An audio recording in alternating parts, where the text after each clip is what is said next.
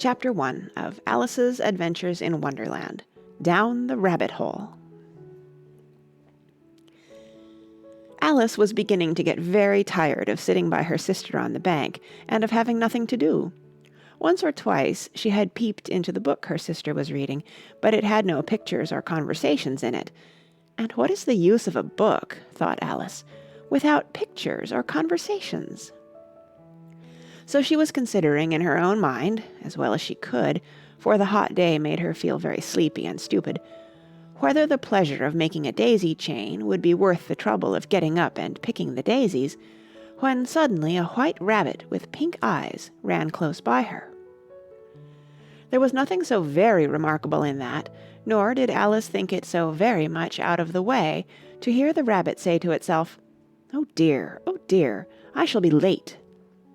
When she thought it over afterwards, it occurred to her that she ought to have wondered at this, but at the time it all seemed quite natural. But when the rabbit actually took a watch out of its waistcoat pocket and looked at it, and then hurried on, Alice started to her feet, for it flashed across her mind that she had never before seen a rabbit with either a waistcoat pocket or a watch to take out of it, and, burning with curiosity, she ran across the field after it, and fortunately was just in time to see it pop down a large rabbit hole under the hedge. In another moment down went Alice after it, never once considering how in the world she was to get out again. The rabbit hole went straight on like a tunnel for some way, and then dipped suddenly down, so suddenly that Alice had not a moment to think about stopping herself before she found herself falling down a very deep well. Either the well was very deep, or she fell very slowly, for she had plenty of time as she went down to look about her, and to wonder what was going to happen next. First she tried to look down and make out what she was coming to, but it was too dark to see anything. Then she looked at the sides of the well and noticed that they were filled with cupboards and bookshelves. Here and there she saw maps and pictures hung upon pegs. She took down a jar from one of the shelves as she passed. It was labeled Orange Marmalade, but to her great disappointment it was empty. She did not like to drop the jar for fear of killing somebody, so managed to put it into one of the cupboards as she fell past it. Well, thought Alice to herself, after such a fall as this, I shall think nothing of tumbling downstairs. How brave they'll all think me at home. Why, I wouldn't say anything about it, even if I fell off the top of the house. Which was very likely true. Down, down, down. Would the fall never come to an end? I wonder how many miles I've fallen by this time, she said aloud. I must be getting somewhere near the center of the earth. Let me see. That would be 4,000 miles down, I think. For, you see, Alice had learnt several things of this sort in her lessons in the schoolroom, and though this was not a very good opportunity for showing off her knowledge, as there was no one to listen to her, still it was good practice to say it over. Yes, that's about the right distance, but then I wonder what latitude or longitude I've got to. Alice had no idea what latitude was, or longitude either, but thought they were nice grand words to say. Presently she began again. I wonder if I shall fall right through the earth. How funny it'll seem to come out among the people that walk with their heads downward. The antipathies, I think. She was rather glad there was no one listening this time, as it didn't sound at all the right word. But I shall have to ask them what the name of the country is, you know. Please, ma'am, is this New Zealand or Australia? And she tried to curtsy as she spoke. Fancy curtsying as you're falling through the air. Do you think you could manage it? And what an ignorant little girl she'll think me for asking. No, it'll never do to ask. Perhaps I shall see it written up somewhere. Down, down, down. There was nothing else to do, so Alice soon began talking again. Dinah'll miss me very much tonight, I should think. Dinah was the cat. I hope they'll remember her saucer of milk at tea time. Dinah, my dear, I wish you were down here with me. There are no mice in the air, I'm afraid, but you might catch a bat, and that's very like a mouse, you know. But do cats eat bats, I wonder?" And here Alice began to get rather sleepy, and went on saying to herself in a dreamy sort of way, "Do cats eat bats? Do cats eat bats?" And sometimes, "Do bats eat cats?" For, you see, as she couldn't answer either question, it didn't much matter which way she put it. She felt that she was dozing off, and had just begun to dream that she was walking hand in hand with Dinah, and saying to her very earnestly, "Now, Dinah, tell me the truth.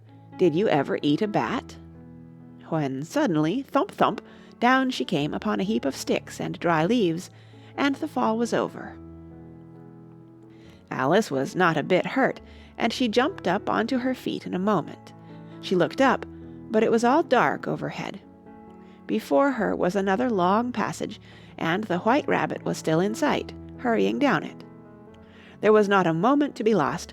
Away went Alice like the wind, and was just in time to hear it say, as it turned a corner, "Oh, my ears and whiskers, how late it's getting!" She was close behind it when she turned the corner, but the rabbit was no longer to be seen. She found herself in a long, low hall, which was lit up by a row of lamps hanging from the roof. There were doors all round the hall, but they were all locked, and when Alice had been all the way down one side and up the other, trying every door, she walked sadly down the middle, wondering how she was ever to get out again. Suddenly she came upon a little three-legged table, all made of solid glass. There was nothing on it except a tiny golden key, and Alice's first thought was that it might belong to one of the doors of the hall.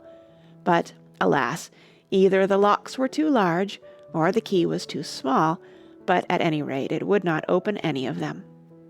However, on the second time round she came upon a low curtain she had not noticed before, and behind it was a little door about 15 inches high. She tried the little golden key in the lock, and to her great delight it fitted. Alice opened the door and found that it led into a small passage, not much larger than a rat-hole. She knelt down and looked along the passage into the loveliest garden you ever saw. How she longed to get out of that dark hall and wander about among those beds of bright flowers and those cool fountains, but she could not even get her head through the doorway. "And even if my head would go through," thought poor Alice, "it would be of very little use without my shoulders. Oh, how I wish I could shut up like a telescope. I think I could, if I only knew how to begin." For, you see, so many out-of-the-way things had happened lately that Alice had begun to think that very few things indeed were really impossible. There seemed to be no use in waiting by the little door, so she went back to the table, half hoping she might find another key on it, or at any rate a book of rules for shutting people up like telescopes. This time she found a little bottle on it. "Which certainly was not here before," said Alice. And round the neck of the bottle was a paper label, with the words, "Drink me," beautifully printed on it in large letters. It was all very well to say, "Drink me," but the wise little Alice was not going to do that in a hurry. "No, I'll look first," she said, "and see whether it's marked poison or not."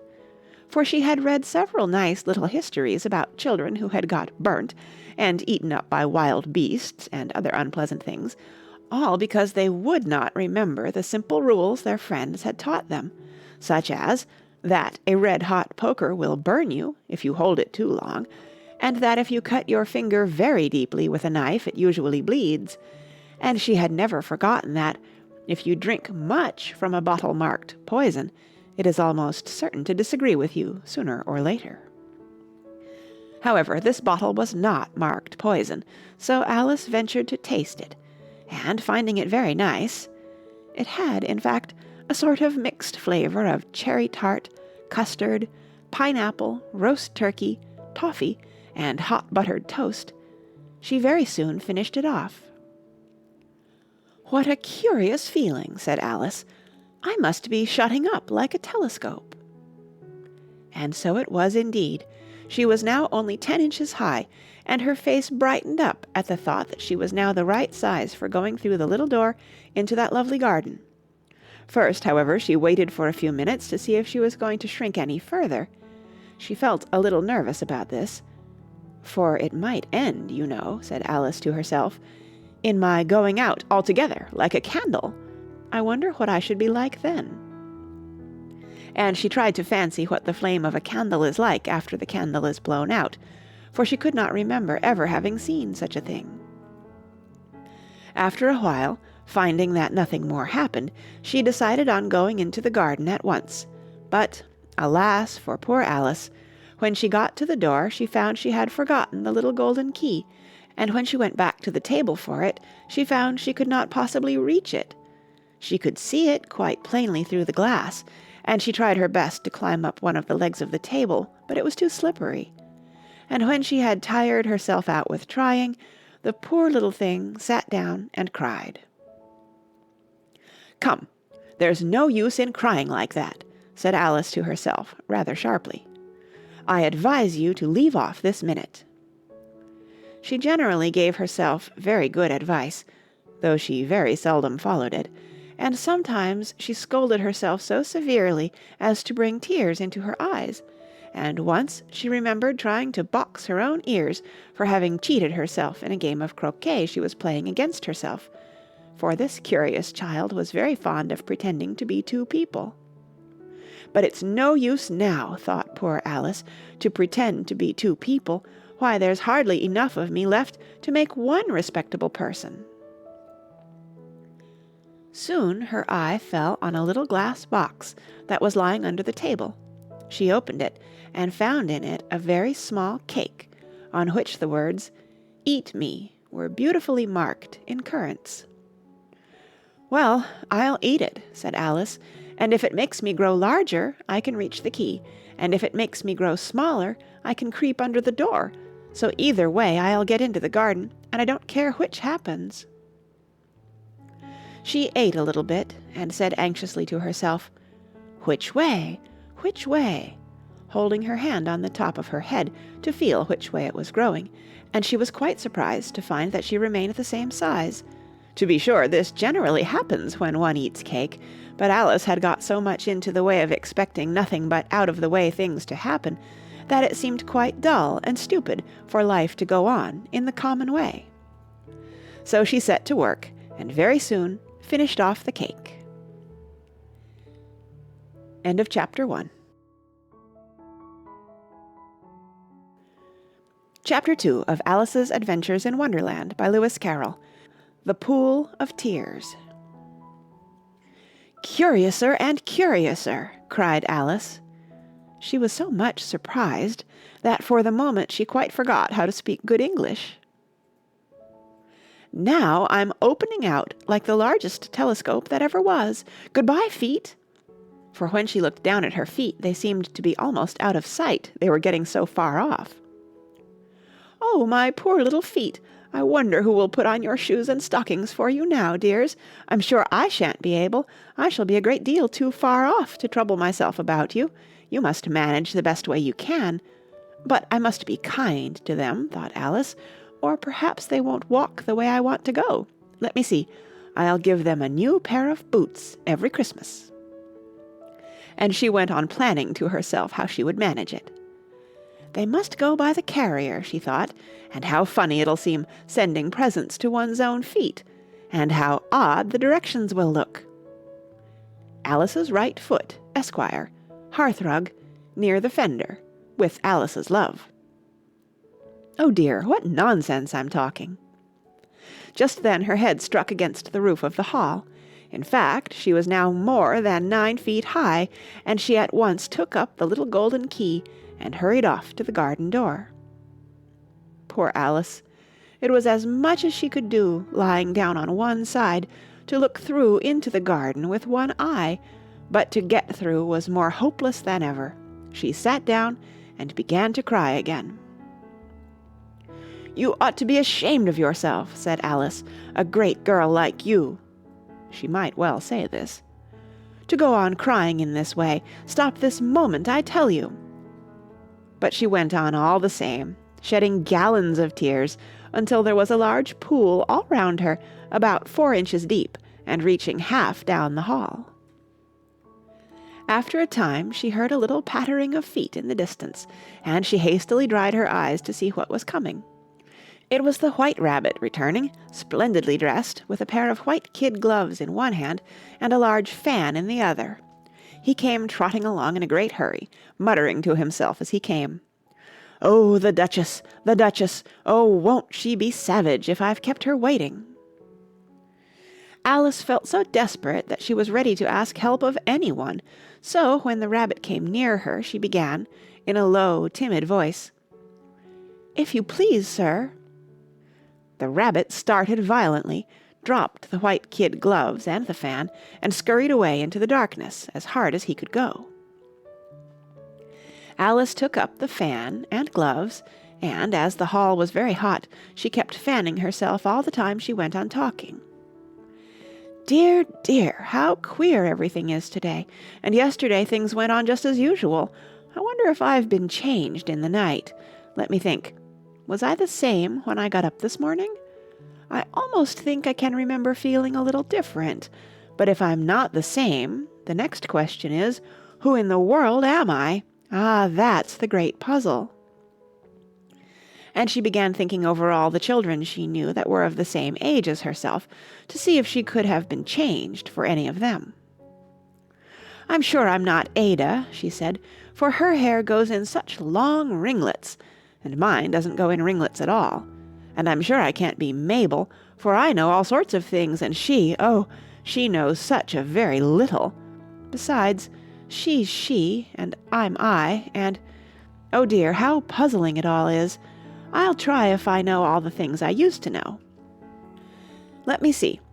4 times 5 is 12, and 4 times 6 is 13, and 4 times 7 is... Oh dear, I shall never get to 20 at that rate.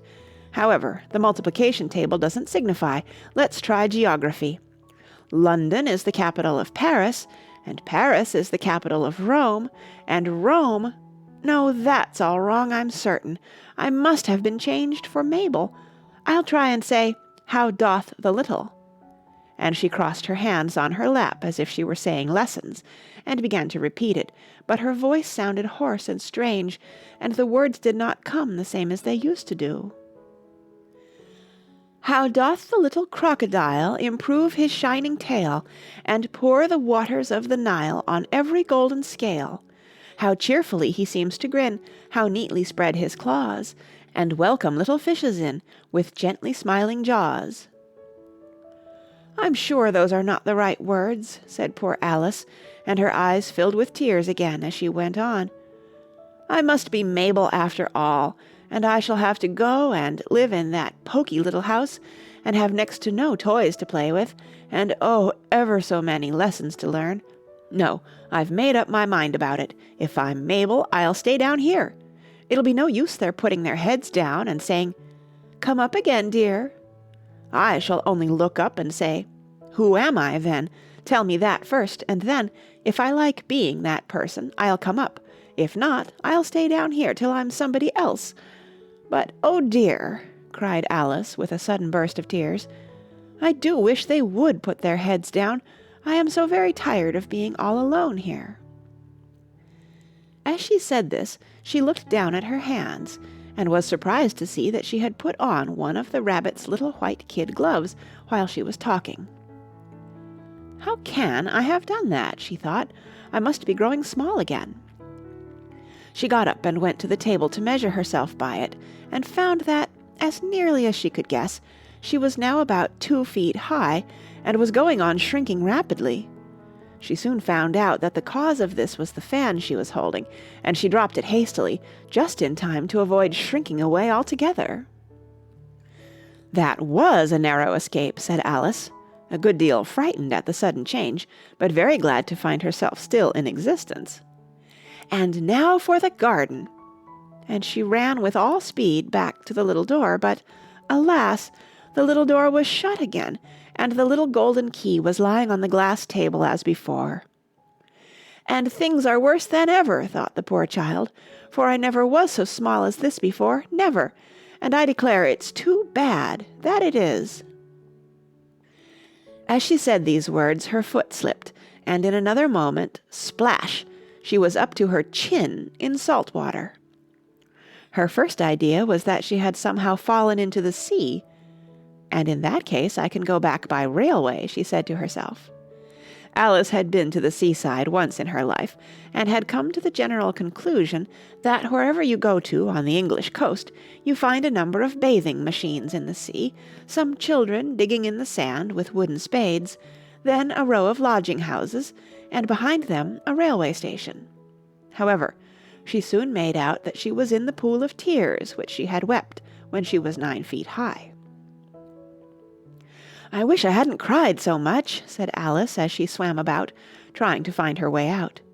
"I shall be punished for it now, I suppose, by being drowned in my own tears. That will be a queer thing, to be sure. However, everything is queer today."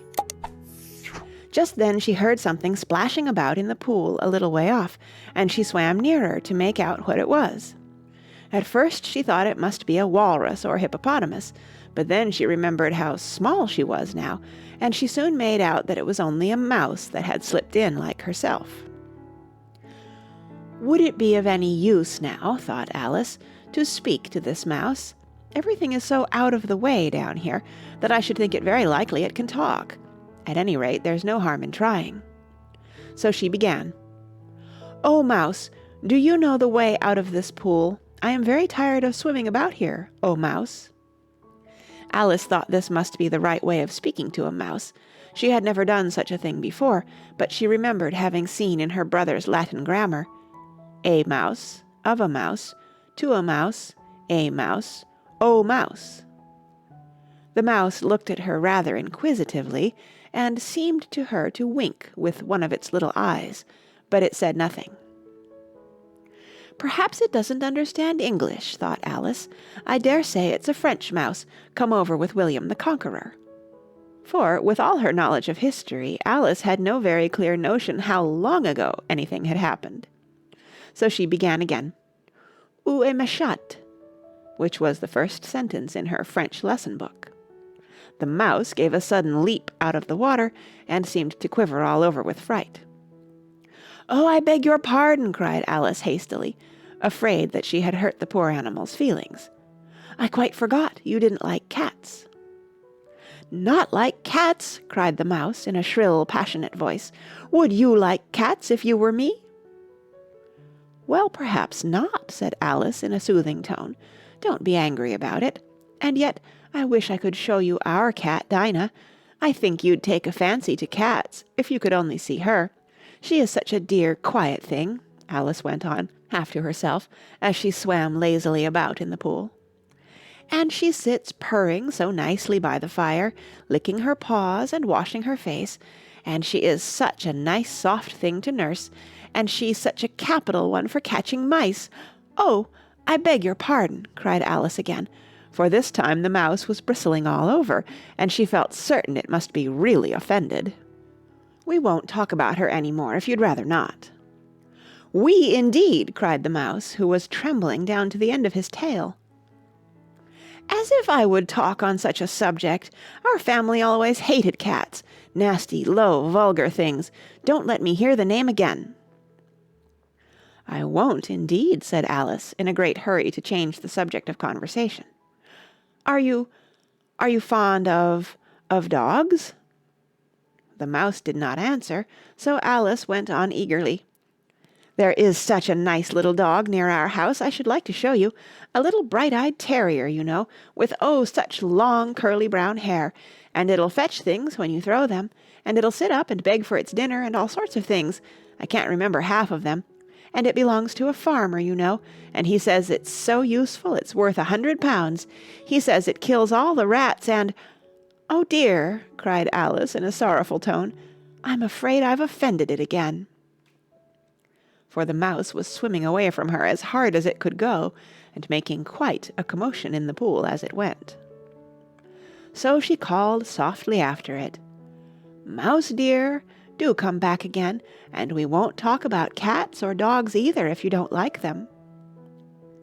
When the mouse heard this, it turned round and swam slowly back to her. Its face was quite pale, with passion, Alice thought, and it said in a low, trembling voice, Let us get to the shore, and then I'll tell you my history, and you'll understand why it is I hate cats and dogs." It was high time to go, for the pool was getting quite crowded with the birds and animals that had fallen into it. There were a duck and a dodo, a lory and an eaglet, and several other curious creatures. Alice led the way, and the whole party swam to the shore. End of Chapter 2.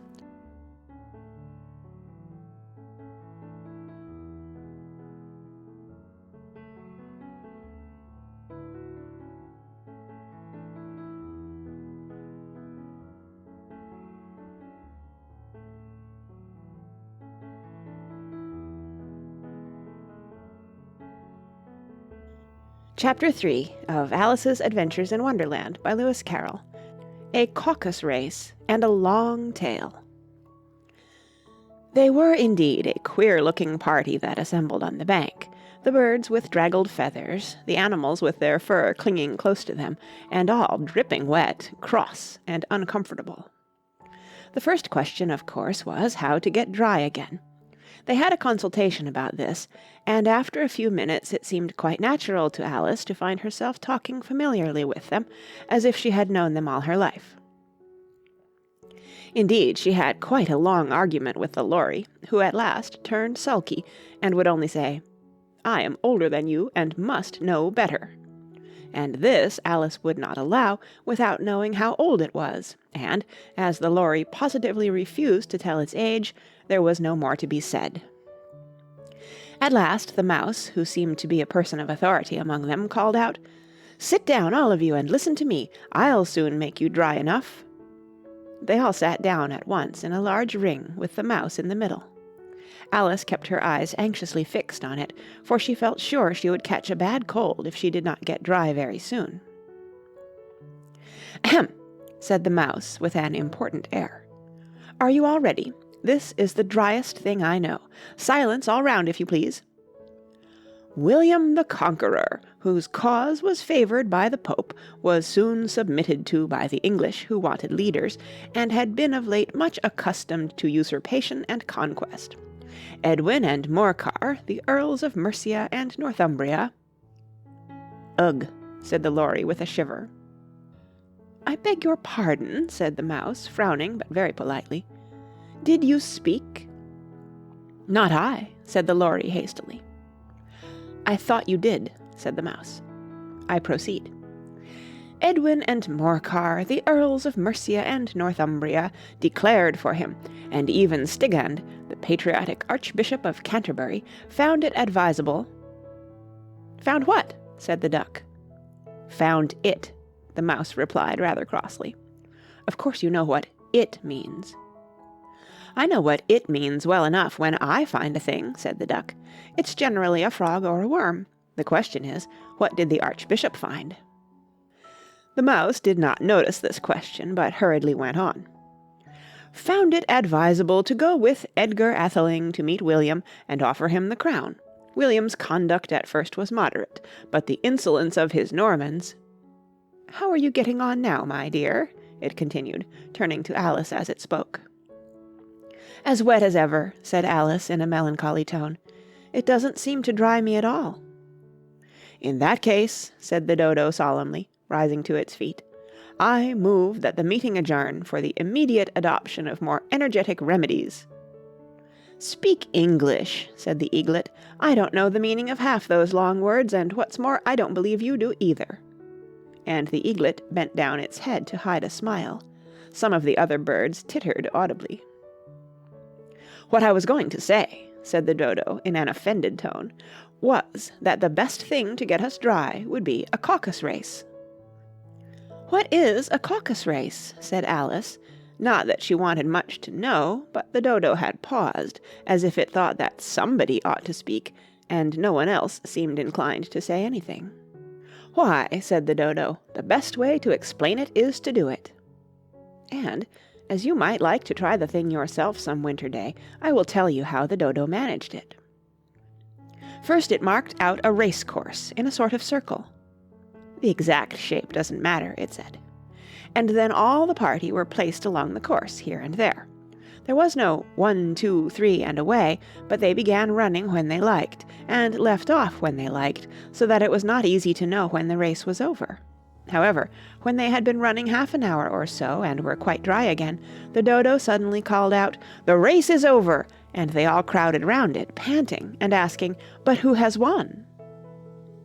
This question the Dodo could not answer without a great deal of thought, and it sat for a long time with one finger pressed upon its forehead, the position in which you usually see Shakespeare in the pictures of him, while the rest waited in silence. At last the Dodo said, "Everybody has won, and all must have prizes." "But who is to give the prizes?" quite a chorus of voices asked. "Why, she, of course," said the Dodo, pointing to Alice with one finger, and the whole party at once crowded round her, calling out in a confused way, "Prizes! Prizes!" Alice had no idea what to do, and in despair she put her hand in her pocket and pulled out a box of comfits. Luckily the salt water had not got into it, and handed them round as prizes. There was exactly one apiece, all round. "But she must have a prize herself, you know," said the Mouse. "Of course," the Dodo replied very gravely. "What else have you got in your pocket?" he went on, turning to Alice. "Only a thimble," said Alice sadly. "Hand it over here," said the Dodo. Then they all crowded round her once more, while the Dodo solemnly presented the thimble, saying, "We beg your acceptance of this elegant thimble," and when it had finished this short speech, they all cheered. Alice thought the whole thing very absurd, but they all looked so grave that she did not dare to laugh, and, as she could not think of anything to say, she simply bowed, and took the thimble, looking as solemn as she could. The next thing was to eat the comfits. This caused some noise and confusion, as the large birds complained that they could not taste theirs, and the small ones choked and had to be patted on the back. However, it was over at last, and they sat down again in a ring and begged the Mouse to tell them something more. "You promised to tell me your history, you know," said Alice, "and why it is you hate C and D," she added in a whisper, half afraid that it would be offended again. "Mine is a long and a sad tale," said the Mouse, turning to Alice and sighing. "It is a long tale, certainly," said Alice, looking down with wonder at the Mouse's tail. "But why do you call it sad?" And she kept on puzzling about it while the Mouse was speaking, so that her idea of the tale was something like this. And here the Mouse's words are printed in a long snaky line down the page, like a mouse's tail. "Fury said to a mouse that he met in the house, 'Let us both go to law, I will prosecute you.' 'Come, I'll take no denial, we must have a trial, for really this morning I've nothing to do.' Said the Mouse to the Cur, 'Such a trial, dear sir, with no jury or judge would be wasting our breath.' 'I'll be judge, I'll be jury,' said cunning old Fury. 'I'll try the whole cause, and condemn you to death.' 'You are not attending,' said the Mouse to Alice severely. 'What are you thinking of?' 'I beg your pardon,' said Alice very humbly. 'You had got to the fifth bend, I think.'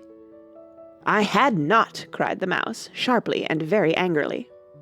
'A knot?' said Alice, always ready to make herself useful, and looking anxiously about her. 'Oh, do let me help to undo it.' 'I shall do nothing of the sort,' said the Mouse, getting up and walking away. 'You insult me by talking such nonsense.' 'I didn't mean it,' pleaded poor Alice, 'but you're so easily offended, you know.' The Mouse only growled in reply. 'Please come back and finish your story,' Alice called after it, and the others all joined in chorus, 'Yes, please do.' But the Mouse only shook its head impatiently and walked a little quicker. "What a pity it wouldn't stay," sighed the Lory, as soon as it was quite out of sight, and an old crab took the opportunity of saying to her daughter, "Ah, my dear, let this be a lesson to you never to lose your temper." "Hold your tongue, Ma," said the young crab, a little snappishly. "You're enough to try the patience of an oyster." "I wish I had our Dinah here, I know I do," said Alice aloud, addressing nobody in particular. "She'd soon fetch it back." "And who is Dinah, if I might venture to ask the question?" said the Lory. Alice replied eagerly, for she was always ready to talk about her pet. Dinah's our cat, and she's such a capital one for catching mice, you can't think. And, oh, I wish you could see her after the birds. Why, she'll eat a little bird as soon as look at it." This speech caused a remarkable sensation among the party. Some of the birds hurried off at once. One old magpie began wrapping itself up very carefully, remarking, "I really must be getting home. The night air doesn't suit my throat." And a canary called out in a trembling voice to its children, "Come away, my dears. It's high time you were all in bed." On various pretexts they all moved off, and Alice was soon left alone. "I wish I hadn't mentioned Dinah," she said to herself in a melancholy tone. "Nobody seems to like her down here, and I'm sure she's the best cat in the world. Oh, my dear Dinah, I wonder if I shall ever see you any more." And here poor Alice began to cry again, for she felt very lonely and low-spirited. In a little while, however, she again heard a little pattering of footsteps in the distance, and she looked up eagerly, half hoping that the mouse had changed his mind, and was coming back to finish his story. End of Chapter 3. Chapter 4 of Alice's Adventures in Wonderland by Lewis Carroll. The Rabbit Sends in a Little Bill. It was the White Rabbit, trotting slowly back again, and looking anxiously about as it went, as if it had lost something, and she heard it muttering to itself, "The Duchess! The Duchess! Oh, my dear paws! Oh, my fur and whiskers! She'll get me executed, as sure as ferrets are ferrets! Where can I have dropped them, I wonder?"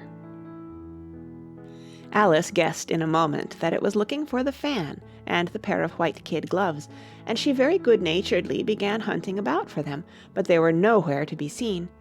Everything seemed to have changed since her swim in the pool, and the great hall, with the glass table and the little door, had vanished completely. Very soon the rabbit noticed Alice as she went hunting about, and called out to her in an angry tone, "Why, Mary Ann, what are you doing out here? Run home this moment, and fetch me a pair of gloves and a fan. Quick now!" And Alice was so much frightened that she ran off at once in the direction it pointed to, without trying to explain the mistake it had made. "He took me for his housemaid," she said to herself as she ran. "How surprised he'll be when he finds out who I am. But I'd better take him his fan and gloves, that is, if I can find them." As she said this, she came upon a neat little house, on the door of which was a bright brass plate with the name W. Rabbit engraved upon it. She went in without knocking, and hurried upstairs, in great fear lest she should meet the real Mary Ann, and be turned out of the house before she had found the fan and gloves. "How queer it seems," Alice said to herself, "to be going messages for a rabbit. I suppose Dinah'll be sending me on messages next." And she began fancying the sort of thing that would happen. "Miss Alice, come here directly and get ready for your walk." "Coming in a minute, nurse, but I've got to see that the mouse doesn't get out." "Only I don't think," Alice went on, "that they'd let Dinah stop in the house if it began ordering people about like that." By this time she had found her way into a tidy little room with a table in the window, and on it, as she had hoped, a fan and 2 or 3 pairs of tiny white kid gloves. She took up the fan and a pair of the gloves, and was just going to leave the room, when her eye fell upon a little bottle that stood near the looking-glass. There was no label this time with the words, "Drink me," but nevertheless she uncorked it and put it to her lips. "I know something interesting is sure to happen," she said to herself, "whenever I eat or drink anything, so I'll just see what this bottle does. I do hope it'll make me grow large again, for really I'm quite tired of being such a tiny little thing." It did so indeed, and much sooner than she had expected. Before she had drunk half the bottle, she found her head pressing against the ceiling, and had to stoop to save her neck from being broken. She hastily put down the bottle, saying to herself, "That's quite enough. I hope I shan't grow any more. As it is, I can't get out at the door. I do wish I hadn't drunk quite so much." Alas, it was too late to wish that. She went on growing and growing, and very soon had to kneel down on the floor. In another minute there was not even room for this, and she tried the effect of lying down with one elbow against the door, and the other arm curled round her head. Still she went on growing, and as a last resource she put one arm out of the window and one foot up the chimney, and said to herself, "Now I can do no more, whatever happens. What will become of me?" Luckily for Alice, the little magic bottle had now had its full effect, and she grew no larger. Still, it was very uncomfortable, and as there seemed to be no sort of chance of her ever getting out of the room again, no wonder she felt unhappy. It was much pleasanter at home, thought poor Alice, when one wasn't always growing larger and smaller, and being ordered about by mice and rabbits. I almost wish I hadn't gone down that rabbit hole, and yet, it's rather curious, you know, this sort of life. I do wonder what can have happened to me. When I used to read fairy tales, I fancied that kind of thing never happened, and now here I am in the middle of one. There ought to be a book written about me, that there ought, and when I grow up I'll write one. But I'm grown up now, she added in a sorrowful tone. At least there's no room to grow up any more here. But then, thought Alice, shall I never get any older than I am now? That'll be a comfort in one way, never to be an old woman, but then always to have lessons to learn. Oh, I shouldn't like that. Oh, you foolish Alice, she answered herself. How can you learn lessons in here? Why, there's hardly room for you, and no room at all for any lesson books. And so she went on, taking first one side and then the other, and making quite a conversation of it altogether, but after a few minutes she heard a voice outside, and stopped to listen. "Mary Ann, Mary Ann," said the voice, "fetch me my gloves this moment." Then came a little pattering of feet on the stairs. Alice knew it was the rabbit coming to look for her, and she trembled till she shook the house, quite forgetting that she was now about 1,000 times as large as the rabbit, and had no reason to be afraid of it. Presently the rabbit came up to the door and tried to open it, but, as the door opened inwards, and Alice's elbow was pressed hard against it, that attempt proved a failure. Alice heard it say to itself, "Then I'll go round and get in at the window." "That you won't," thought Alice, and, after waiting till she fancied she heard the rabbit just under the window, she suddenly spread out her hand and made a snatch in the air. She did not get hold of anything, but she heard a little shriek and a fall and a crash of broken glass, from which she concluded that it was just possible it had fallen into a cucumber frame or something of the sort. Next came an angry voice, the rabbit's, "Pat, Pat, where are you?" And then a voice she had never heard before, "Sure, then I'm here, digging for apples, your honor." "Digging for apples, indeed," said the rabbit angrily. "Here, come and help me out of this." Sounds of more broken glass. "Now tell me, Pat, what's that in the window?" "Sure, it's an arm, your honor." He pronounced it arum. "An arm, you goose! Who ever saw one that size? Why, it fills the whole window." "Sure it does, your honor, but it's an arm for all that." "Well, it's got no business there, at any rate. Go and take it away." There was a long silence after this, and Alice could only hear whispers now and then, such as, "Sure, I don't like it, your honor, at all, at all." "Do as I tell you, you coward."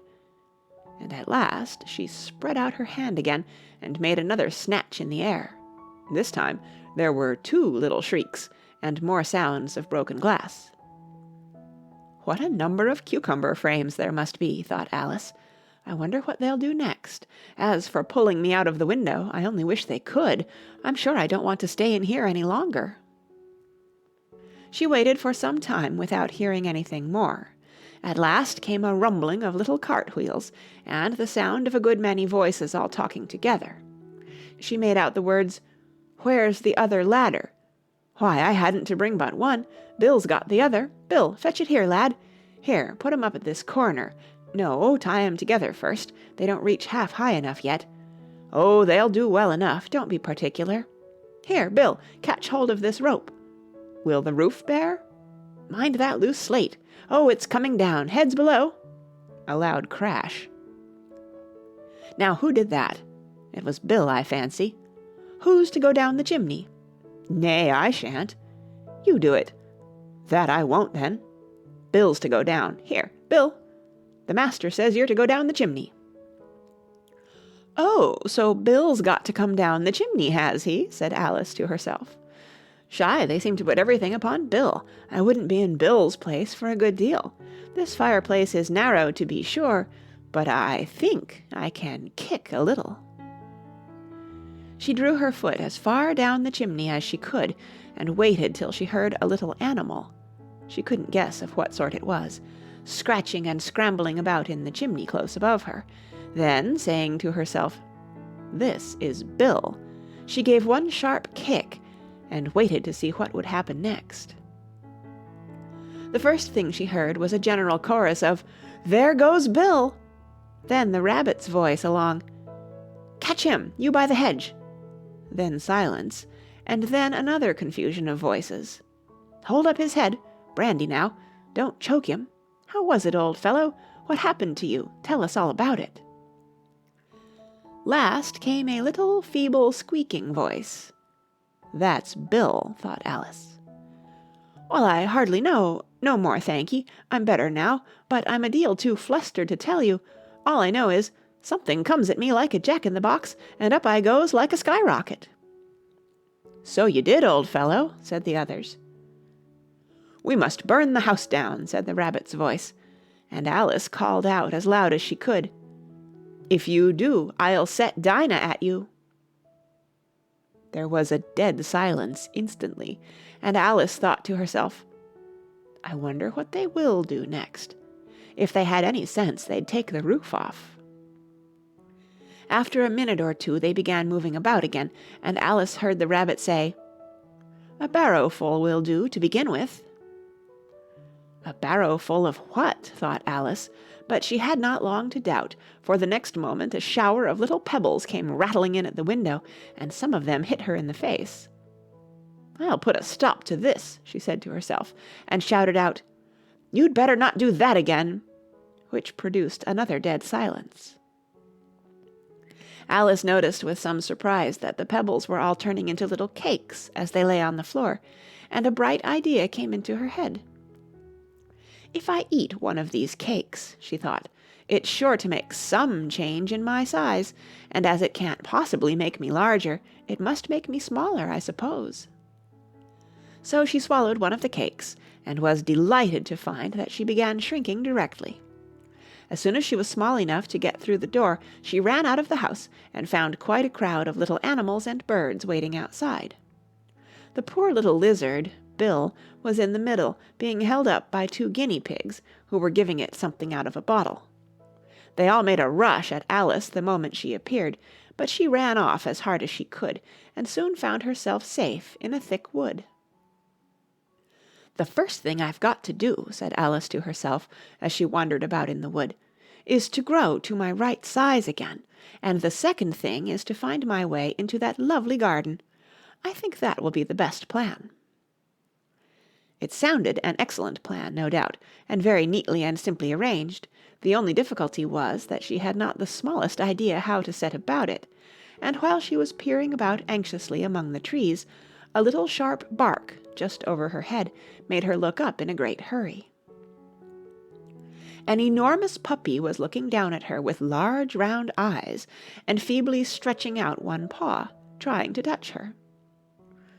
"Poor little thing," said Alice in a coaxing tone, and she tried hard to whistle to it, but she was terribly frightened all the time at the thought that it might be hungry, in which case it would be very likely to eat her up, in spite of all her coaxing.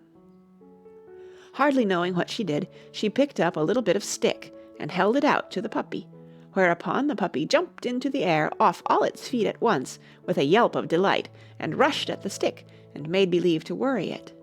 Then Alice dodged behind a great thistle to keep herself from being run over, and the moment she appeared on the other side, the puppy made another rush at the stick, and tumbled head over heels in its hurry to get hold of it. Then Alice, thinking it was very like having a game of play with a cart-horse, and expecting every moment to be trampled under its feet, ran round the thistle again. Then the puppy began a series of short charges at the stick, running a very little way forwards each time, and a long way back, and barking hoarsely all the while, till at last it sat down a good way off, panting, with its tongue hanging out of its mouth and its great eyes half shut. This seemed to Alice a good opportunity for making her escape, so she set off at once, and ran till she was quite tired and out of breath, and till the puppy's bark sounded quite faint in the distance.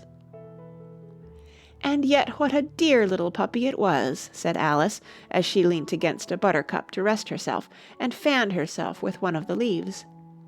"I should have liked teaching it tricks very much, if I'd only been the right size to do it. Oh dear, I'd nearly forgotten that I've got to grow up again. Let me see. How is it to be managed? I suppose I ought to eat or drink something or other, but the great question is, what?" The great question certainly was, what? Alice looked all round her, at the flowers and the blades of grass, but she did not see anything that looked like the right thing to eat or drink under the circumstances. There was a large mushroom growing near her, about the same height as herself, and when she had looked under it, and on both sides of it, and behind it, it occurred to her that she might as well look and see what was on the top of it. She stretched herself up on tiptoe, and peeped over the edge of the mushroom, and her eyes immediately met those of a large caterpillar that was sitting on the top with its arms folded, quietly smoking a long hookah, and taking not the smallest notice of her or of anything else. End of chapter 4.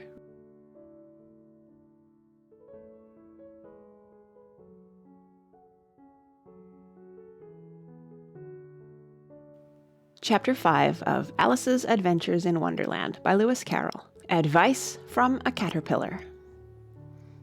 The caterpillar and Alice looked at each other for some time in silence. At last the caterpillar took the hookah out of its mouth and addressed her in a languid, sleepy voice. "Who are you?" said the caterpillar. This was not an encouraging opening for a conversation. Alice replied rather shyly, I hardly know, sir, just at present. At least I know who I was when I got up this morning, but I think I must have been changed several times since then." "What do you mean by that?" said the caterpillar sternly. "Explain yourself." "I can't explain myself, I'm afraid, sir," said Alice, "because I'm not myself, you see." "I don't see," said the caterpillar.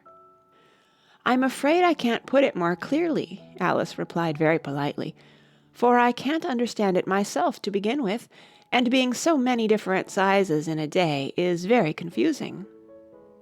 "It isn't," said the caterpillar. "Well, perhaps you haven't found it so yet," said Alice, "but when you have to turn into a chrysalis, you will some day, you know, and then after that into a butterfly, I should think you'll feel it a little queer, won't you?" "Not a bit," said the caterpillar. "Well, perhaps your feelings may be different," said Alice. "All I know is it would feel very queer to me."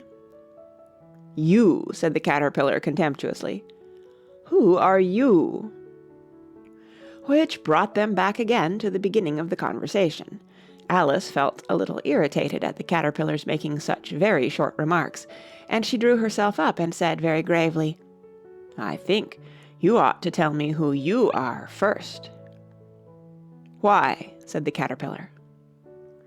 Here was another puzzling question, and as Alice could not think of any good reason, and as the caterpillar seemed to be in a very unpleasant state of mind, she turned away. "Come back," the caterpillar called after her. "I've something important to say." This sounded promising, certainly. Alice turned and came back. "Keep your temper," said the caterpillar. "Is that all?" said Alice, swallowing down her anger as well as she could. "No," said the caterpillar.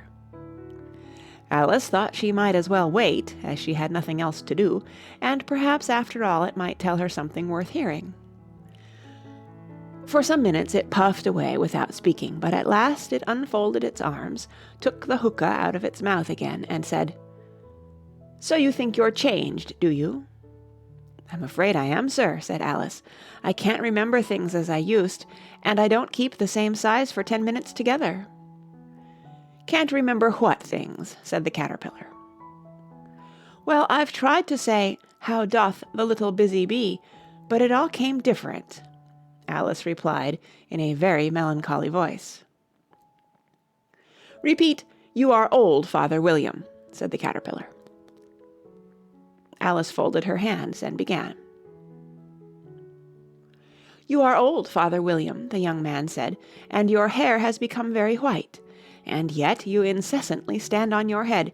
Do you think at your age it is right?" "In my youth," Father William replied to his son, "I feared it might injure the brain.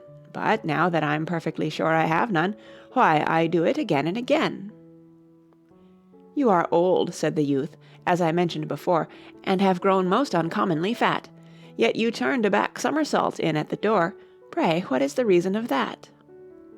"In my youth," said the sage, as he shook his grey locks, "I kept all my limbs very supple by the use of this ointment, 1 shilling the box. Allow me to sell you a couple." "You are old," said the youth, "and your jaws are too weak for anything tougher than suet. Yet you finished the goose, with the bones and the beak. Pray, how did you manage to do it?" "In my youth," said his father, "I took to the law, and argued each case with my wife, and the muscular strength which it gave to my jaw has lasted the rest of my life."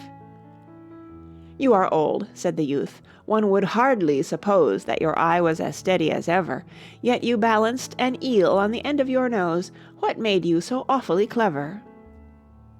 "I have answered 3 questions, and that is enough," said his father. "Don't give yourself airs. Do you think I can listen all day to such stuff? Be off, or I'll kick you downstairs." "That is not said right," said the caterpillar. "Not quite right, I'm afraid," said Alice timidly. "Some of the words have got altered."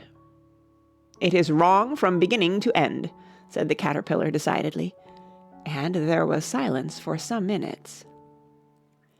The caterpillar was the first to speak. "What size do you want to be?" it asked.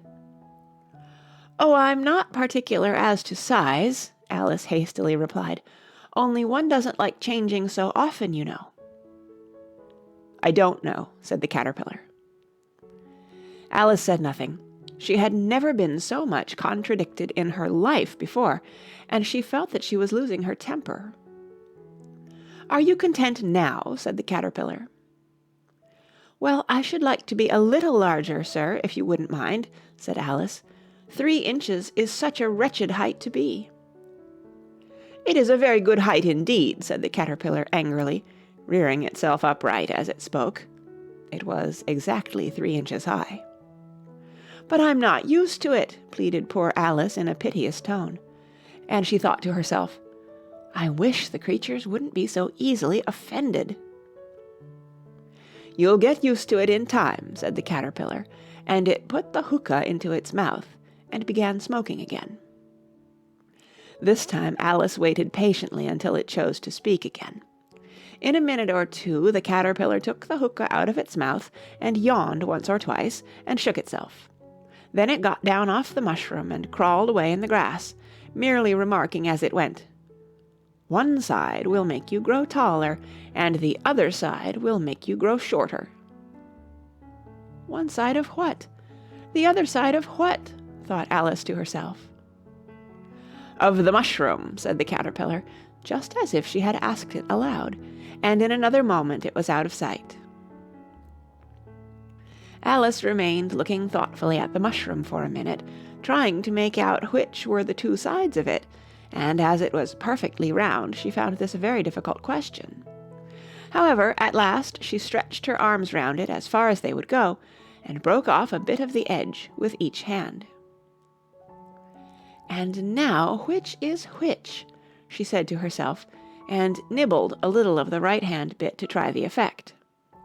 The next moment she felt a violent blow underneath her chin. It had struck her foot. She was a good deal frightened by this very sudden change, but she felt that there was no time to be lost, as she was shrinking rapidly, so she set to work at once to eat some of the other bit. Her chin was pressed so closely against her foot that there was hardly room to open her mouth, but she did it at last, and managed to swallow a morsel of the left-hand bit. "Come, my head's free at last," said Alice in a tone of delight, which changed into alarm in another moment, when she found that her shoulders were nowhere to be found. All she could see, when she looked down, was an immense length of neck, which seemed to rise like a stalk out of a sea of green leaves that lay far below her. "What can all that green stuff be?" said Alice. "And where have my shoulders got to? And oh, my poor hands, how is it I can't see you?" She was moving them about as she spoke, but no result seemed to follow, except a little shaking among the distant green leaves. As there seemed to be no chance of getting her hands up to her head, she tried to get her head down to them, and was delighted to find that her neck would bend about easily in any direction like a serpent. She had just succeeded in curving it down into a graceful zigzag, and was going to dive in among the leaves, which she found to be nothing but the tops of the trees under which she had been wandering, when a sharp hiss made her draw back in a hurry. A large pigeon had flown into her face, and was beating her violently with its wings. "Serpent!" screamed the pigeon.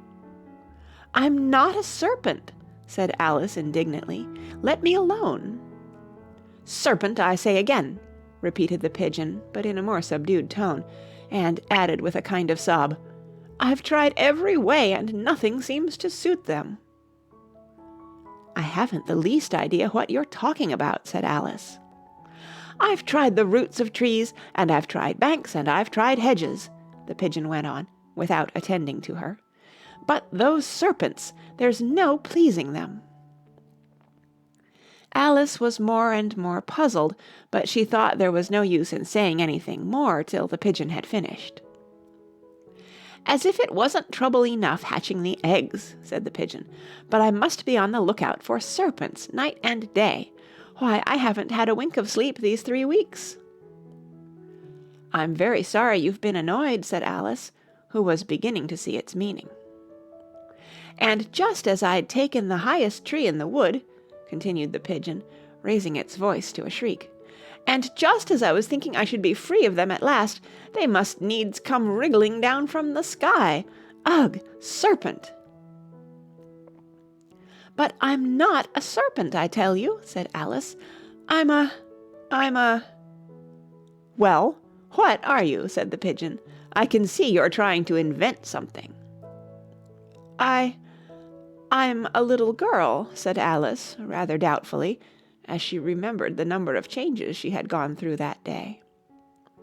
"A likely story indeed," said the pigeon in a tone of the deepest contempt. "I've seen a good many little girls in my time, but never one with such a neck as that. No, no, you're a serpent, and there's no use denying it. I suppose you'll be telling me next that you never tasted an egg." "I have tasted eggs, certainly," said Alice, who was a very truthful child, "but little girls eat eggs quite as much as serpents do, you know." "I don't believe it," said the pigeon, "but if they do, why then they're a kind of serpent. That's all I can say." This was such a new idea to Alice that she was quite silent for a minute or two, which gave the pigeon the opportunity of adding, "You're looking for eggs, I know that well enough, and what does it matter to me whether you're a little girl or a serpent?" "It matters a good deal to me," said Alice hastily, "but I'm not looking for eggs as it happens, and if I was I shouldn't want yours. I don't like them raw." "Well, be off then," said the pigeon in a sulky tone, as it settled down again into its nest. Alice crouched down among the trees as well as she could, for her neck kept getting entangled among the branches, and every now and then she had to stop and untwist it. After a while she remembered that she still held the pieces of mushroom in her hands, and she set to work very carefully, nibbling first at one and then at the other, and growing sometimes taller and sometimes shorter, until she had succeeded in bringing herself down to her usual height. It was so long since she had been anything near the right size that it felt quite strange at first, but she got used to it in a few minutes, and began talking to herself as usual. "Come, there's half my plan done now. How puzzling all these changes are. I'm never sure what I'm going to be from one minute to another. However, I've got back to my right size. The next thing is to get into that beautiful garden. How is that to be done, I wonder?" As she said this, she came suddenly upon an open place, with a little house in it about 4 feet high. "Whoever lives there," thought Alice, "it'll never do to come upon them this size. Why, I should frighten them out of their wits." So she began nibbling at the right-hand bit again, and did not venture to go near the house till she had brought herself down to 9 inches high. End of Chapter 5. Chapter 6 of Alice's Adventures in Wonderland by Lewis Carroll. Pig and Pepper. For a minute or two she stood looking at the house, and wondering what to do next, when suddenly a footman in livery came running out of the wood. She considered him to be a footman because he was in livery. Otherwise, judging by his face only, she would have called him a fish, and rapped loudly at the door with his knuckles.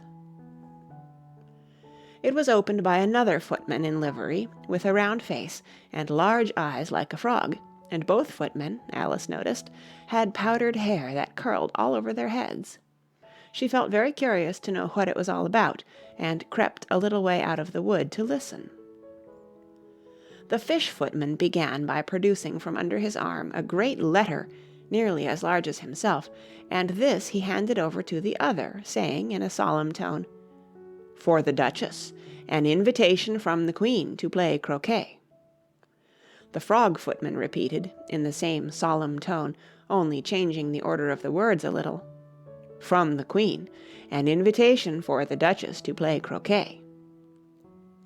Then they both bowed low, and their curls got entangled together.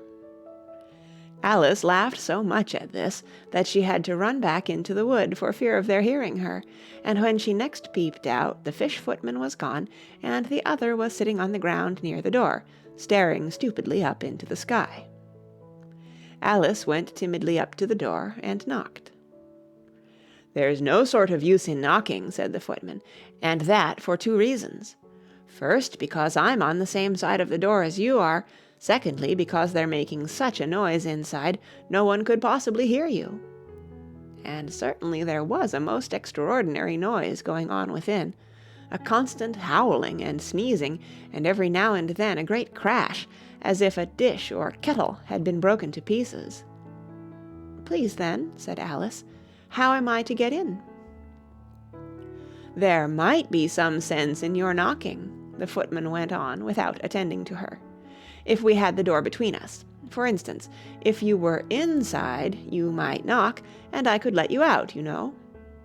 He was looking up into the sky all the time he was speaking, and this Alice thought decidedly uncivil.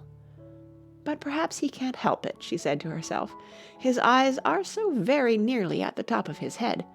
But at any rate he might answer questions. How am I to get in?" she repeated aloud.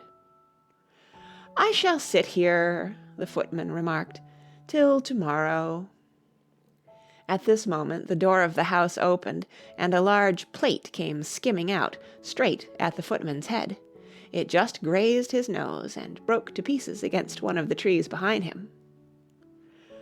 "Or next day, maybe," the footman continued in the same tone, exactly as if nothing had happened. "How am I to get in?" asked Alice again, in a louder tone. "Are you to get in at all?" said the footman. "That's the first question, you know." It was, no doubt, only Alice did not like to be told so. "It's really dreadful," she muttered to herself, "the way all the creatures argue. It's enough to drive one crazy." The footman seemed to think this a good opportunity for repeating his remark, with variations. "I shall sit here," he said, "on and off, for days and days." "But what am I to do?" said Alice. "Anything you like," said the footman, and began whistling. "Oh, there's no use in talking to him," said Alice desperately. "He's perfectly idiotic." And she opened the door and went in. The door led right into a large kitchen, which was full of smoke from one end to the other. The Duchess was sitting on a 3-legged stool in the middle, nursing a baby. The cook was leaning over the fire, stirring a large cauldron which seemed to be full of soup. "There's certainly too much pepper in that soup," Alice said to herself, as well as she could for sneezing. There was certainly too much of it in the air. Even the Duchess sneezed occasionally, and as for the baby, it was sneezing and howling alternately, without a moment's pause. The only things in the kitchen that did not sneeze were the cook and a large cat, which was sitting on the hearth and grinning from ear to ear. "Please, would you tell me," said Alice, a little timidly, for she was not quite sure whether it was good manners for her to speak first, "why your cat grins like that?" "It's a Cheshire cat," said the Duchess, "and that's why. Pig." She said the last word with such sudden violence that Alice quite jumped, but she saw in another moment that it was addressed to the baby and not to her, so she took courage and went on again. "I didn't know that Cheshire cats always grinned. In fact, I didn't know that cats could grin." "They all can," said the Duchess, "and most of 'em do." "I don't know of any that do," Alice said very politely, feeling quite pleased to have got into a conversation. "You don't know much," said the Duchess, "and that's a fact." Alice did not at all like the tone of this remark, and thought it would be as well to introduce some other subject of conversation. While she was trying to fix on one, the cook took the cauldron of soup off the fire, and at once set to work throwing everything within her reach at the Duchess and the baby. The fire irons came first, then followed a shower of saucepans, plates, and dishes. The Duchess took no notice of them even when they hit her, and the baby was howling so much already that it was quite impossible to say whether the blows hurt it or not. "Oh, please mind what you're doing," cried Alice, jumping up and down in an agony of terror. "Oh, there goes his precious nose!" as an unusually large saucepan flew close by it, and very nearly carried it off. "If everybody minded their own business," the Duchess said in a hoarse growl, "the world would go round a deal faster than it does." "Which would not be an advantage," said Alice, who felt very glad to get an opportunity of showing off a little of her knowledge. "Just think of what work it would make with the day and night. You see, the earth takes 24 hours to turn round on its axis." "Talking of axes," said the Duchess, "chop off her head." Alice glanced rather anxiously at the cook to see if she meant to take the hint, but the cook was busy stirring the soup, and seemed not to be listening, so she went on again. 24 hours, I think, or is it 12?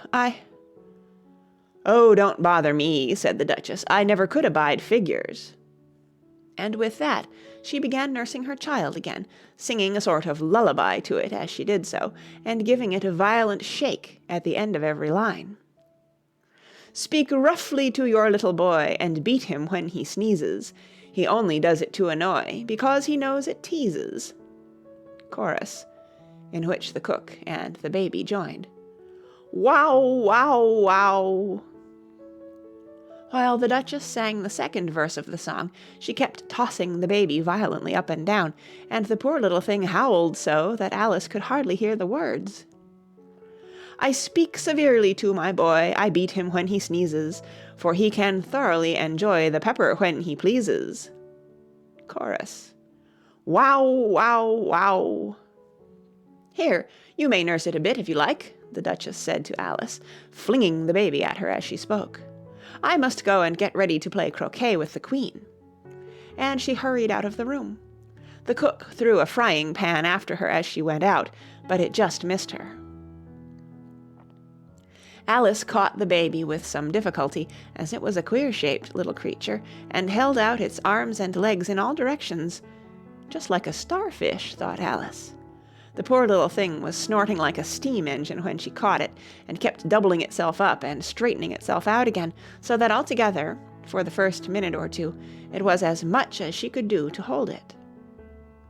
As soon as she had made out the proper way of nursing it, which was to twist it up into a sort of knot, and then keep tight hold of its right ear and left foot so as to prevent its undoing itself, she carried it out into the open air.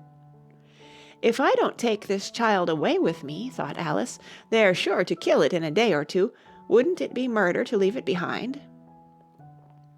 She said the last words out loud, and the little thing grunted in reply. It had left off sneezing by this time. "Don't grunt," said Alice. "That's not at all a proper way of expressing yourself." The baby grunted again, and Alice looked very anxiously into its face to see what was the matter with it. There could be no doubt that it had a very turned-up nose, much more like a snout than a real nose. Also, its eyes were getting extremely small for a baby. Altogether, Alice did not like the look of the thing at all. But perhaps it was only sobbing, she thought, and looked into its eyes again to see if there were any tears. No, there were no tears. "If you're going to turn into a pig, my dear," said Alice seriously, "I'll have nothing more to do with you. Mind now!" The poor little thing sobbed again, or grunted, it was impossible to say which, and they went on for some while in silence. Alice was just beginning to think to herself, "Now, what am I to do with this creature when I get it home?" when it grunted again, so violently that she looked down into its face in some alarm. This time there could be no mistake about it. It was neither more nor less than a pig, and she felt that it would be quite absurd for her to carry it further. So she set the little creature down, and felt quite relieved to see it trot away quietly into the wood. "If it had grown up," she said to herself, "it would have made a dreadfully ugly child, but it makes rather a handsome pig, I think." And she began thinking over other children she knew, who might do very well as pigs, and was just saying to herself, "If one only knew the right way to change them," when she was a little startled by seeing the Cheshire Cat sitting on a bough of a tree a few yards off. The cat only grinned when it saw Alice. It looked good-natured, she thought. Still, it had very long claws and a great many teeth, so she felt that it ought to be treated with respect. "Cheshire Puss," she began, rather timidly, as she did not at all know whether it would like the name. However, it only grinned a little wider. "Come, it's pleased so far," thought Alice, and she went on. "Would you tell me, please, which way I ought to go from here?" "That depends a good deal on where you want to get to," said the cat. "I don't much care where," said Alice. "Then it doesn't matter which way you go," said the cat. "So long as I get somewhere," Alice added as an explanation. "Oh, you're sure to do that," said the cat, "if you only walk long enough." Alice felt that this could not be denied, so she tried another question. "What sort of people live about here?" "In that direction," the cat said, waving its right paw round, "lives a hatter, and in that direction," waving the other paw, "lives a March hare. Visit either you like. They're both mad." "But I don't want to go among mad people," Alice remarked. "Oh, you can't help that," said the cat. "We're all mad here. I'm mad. You're mad." "How do you know I'm mad?" said Alice. "You must be," said the cat, "or you wouldn't have come here." Alice didn't think that proved it at all. However, she went on. "And how do you know that you're mad?" "To begin with," said the cat, "a dog's not mad. You grant that?" "I suppose so," said Alice. "Well then," the cat went on, "you see, a dog growls when it's angry and wags its tail when it's pleased. Now, I growl when I'm pleased and wag my tail when I'm angry. Therefore, I'm mad." "I call it purring, not growling," said Alice. "Call it what you like," said the cat. "Do you play croquet with the Queen today?" "I should like it very much," said Alice, "but I haven't been invited yet." "You'll see me there," said the cat, and vanished. Alice was not much surprised at this. She was getting so used to queer things happening. While she was looking at the place where it had been, it suddenly appeared again. "By the by, what became of the baby?" said the cat. "I'd nearly forgotten to ask." "It turned into a pig," Alice quietly said, just as if it had come back in a natural way. "I thought it would," said the cat, and vanished again. Alice waited a little, half expecting to see it again, but it did not appear, and after a minute or two she walked on in the direction in which the March Hare was said to live. "I've seen hatters before," she said to herself. "The March Hare will be much the most interesting, and perhaps, as this is May, it won't be raving mad, at least not so mad as it was in March." As she said this, she looked up, and there was the cat again, sitting on a branch of a tree. "Did you say pig or fig?" said the cat. "I said pig," replied Alice, "and I wish you wouldn't keep appearing and vanishing so suddenly. You make one quite giddy." "All right," said the cat, and this time it vanished quite slowly, beginning with the end of the tail and ending with the grin, which remained some time after the rest of it had gone. "Well, I've often seen a cat without a grin," thought Alice, "but a grin without a cat, it's the most curious thing I ever saw in my life." She had not gone much farther before she came in sight of the house of the March Hare. She thought it must be the right house, because the chimneys were shaped like ears, and the roof was thatched with fur. It was so large a house that she did not like to go nearer till she had nibbled some more of the left-hand bit of the mushroom, and raised herself to about 2 feet high. Even then she walked up towards it rather timidly, saying to herself, "Suppose it should be raving mad after all. I almost wish I'd gone to see the Hatter instead." End of Chapter 6. Chapter 7 of Alice's Adventures in Wonderland by Lewis Carroll. A Mad Tea Party. There was a table set out under a tree in front of the house, and the March Hare and the Hatter were having tea at it. A dormouse was sitting between them, fast asleep, and the other two were using it as a cushion, resting their elbows on it and talking over its head. "Very uncomfortable for the dormouse," thought Alice, "only, as it's asleep, I suppose it doesn't mind." The table was a large one, but the three were all crowded together at one corner of it. "No room, no room!" they cried out when they saw Alice coming. "There's plenty of room," said Alice indignantly, and she sat down in a large armchair at one end of the table. "Have some wine," the March Hare said in an encouraging tone. Alice looked all round the table, but there was nothing on it but tea. "I don't see any wine," she remarked. "There isn't any," said the March Hare. "Then it wasn't very civil of you to offer it," said Alice angrily. "It wasn't very civil of you to sit down without being invited," said the March Hare. "I didn't know it was your table," said Alice. "It's laid for a great many more than 3. "Your hair wants cutting," said the Hatter. He had been looking at Alice for some time with great curiosity, and this was his first speech. "You should learn not to make personal remarks," Alice said with some severity. "It's very rude." The Hatter opened his eyes very wide on hearing this, but all he said was, "Why is a raven like a writing desk?" "Come, we shall have some fun now," thought Alice. "I'm glad they've begun asking riddles. I believe I can guess that," she added aloud. "Do you mean that you think you can find out the answer to it?" said the March Hare. "Exactly so," said Alice. "Then you should say what you mean," the March Hare went on. "I do," Alice hastily replied. At least, I mean what I say. That's the same thing, you know." "Not the same thing a bit," said the Hatter. "You might just as well say that I see what I eat is the same thing as I eat what I see." "You might just as well say," added the March Hare, "that I like what I get is the same thing as I get what I like." "You might just as well say," added the Dormouse, who seemed to be talking in his sleep, "that I breathe when I sleep is the same thing as I sleep when I breathe."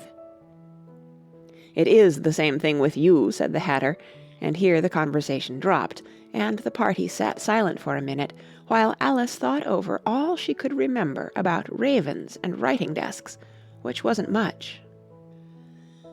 The Hatter was the first to break the silence. "What day of the month is it?" he said, turning to Alice. He had taken his watch out of his pocket and was looking at it uneasily, shaking it every now and then and holding it to his ear. Alice considered a little and then said, "The 4th." "2 days wrong," sighed the Hatter. "I told you butter wouldn't suit the works," he added, looking angrily at the March Hare. "It was the best butter," the March Hare meekly replied. "Yes, but some crumbs must have got in as well," the Hatter grumbled. "You shouldn't have put it in with the bread knife." The March Hare took the watch and looked at it gloomily. Then he dipped it into his cup of tea and looked at it again. But he could think of nothing better to say than his first remark. "It was the best butter, you know." Alice had been looking over his shoulder with some curiosity. "What a funny watch," she remarked. "It tells the day of the month, and doesn't tell what o'clock it is." "Why should it?" muttered the Hatter. "Does your watch tell you what year it is?" "Of course not," Alice replied very readily, "but that's because it stays the same year for such a long time together." "Which is just the case with mine," said the Hatter. Alice felt dreadfully puzzled. The Hatter's remark seemed to have no sort of meaning in it, and yet it was certainly English. "I don't quite understand you," she said, as politely as she could. "The Dormouse is asleep again," said the Hatter, and he poured a little hot tea upon its nose. The Dormouse shook its head impatiently and said, without opening its eyes, of course, just what I was going to remark myself." "Have you guessed the riddle yet?" the Hatter said, turning to Alice again. "No, I give it up," Alice replied. "What's the answer?" "I haven't the slightest idea," said the Hatter. "Nor I," said the March Hare. Alice sighed wearily. "I think you might do something better with the time," she said, "than waste it in asking riddles that have no answers." "If you knew time as well as I do," said the Hatter, "you wouldn't talk about wasting it. It's him." "I don't know what you mean," said Alice. "Of course you don't," the Hatter said, tossing his head contemptuously. "I dare say you never even spoke to time." "Perhaps not," Alice cautiously replied, "but I know I have to beat time when I learn music." "Ah, that accounts for it," said the Hatter. "He won't stand beating. Now, if you only kept on good terms with him, he'd do almost anything you liked with the clock. For instance, suppose it were 9 o'clock in the morning, just time to begin lessons. You'd only have to whisper a hint to time, and round goes the clock in a twinkling. 1:30, time for dinner." "I only wish it was," the March Hare said to itself in a whisper. "That would be grand, certainly," said Alice thoughtfully. "But then, I shouldn't be hungry for it, you know." "Not at first, perhaps," said the Hatter, "but you could keep it to 1:30 as long as you liked." "Is that the way you manage?" Alice asked. The Hatter shook his head mournfully. "Not I," he replied. "We quarrelled last March, just before he went mad, you know," pointing with his teaspoon at the March Hare. "It was at the great concert given by the Queen of Hearts, and I had to sing, 'Twinkle, twinkle, little bat, how I wonder what you're at.' You know the song, perhaps?" "I've heard something like it," said Alice. "It goes on, you know," the Hatter continued, "in this way. Up above the world you fly, like a tea-tray in the sky, twinkle, twinkle." Here the Dormouse shook itself, and began singing in its sleep, "Twinkle, twinkle, twinkle, twinkle," and went on so long that they had to pinch it to make it stop. "Well, I'd hardly finished the first verse," said the Hatter, "when the Queen jumped up and bawled out, 'He's murdering the time! Off with his head!'" "How dreadfully savage!" exclaimed Alice. "And ever since that," the Hatter went on in a mournful tone, "he won't do a thing I ask. It's always 6 o'clock now." A bright idea came into Alice's head. "Is that the reason so many tea things are put out here?" she asked. "Yes, that's it," said the Hatter with a sigh. "It's always tea time, and we've no time to wash the things between whiles." "Then you keep moving round, I suppose," said Alice. "Exactly so," said the Hatter, "as the things get used up." "But what happens when you come to the beginning again?" Alice ventured to ask. "Suppose we change the subject," the March Hare interrupted, yawning. "I'm getting tired of this. I vote the young lady tells us a story." "I'm afraid I don't know one," said Alice, rather alarmed at the proposal. "Then the Dormouse shall," they both cried. "Wake up, Dormouse!" And they pinched it on both sides at once. The Dormouse slowly opened his eyes. "I wasn't asleep," he said in a hoarse, feeble voice. "I heard every word you fellows were saying." "Tell us a story," said the March Hare. "Yes, please do," pleaded Alice. "And be quick about it," added the Hatter, "or you'll be asleep again before it's done."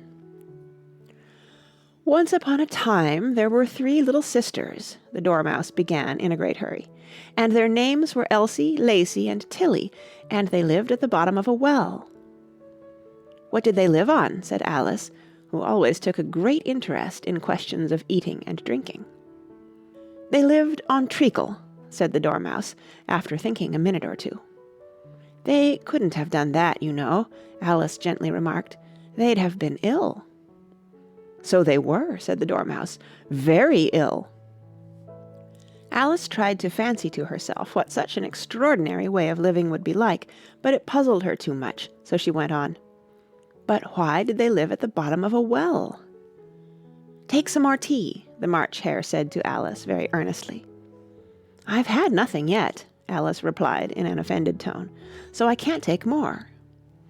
"You mean you can't take less," said the Hatter. "It's very easy to take more than nothing." "Nobody asked your opinion," said Alice. "Who's making personal remarks now?" the Hatter asked triumphantly. Alice did not quite know what to say to this, so she helped herself to some tea and bread and butter, and then turned to the Dormouse and repeated her question. Why did they live at the bottom of a well? The Dormouse again took a minute or two to think about it, and then said, "It was a treacle well."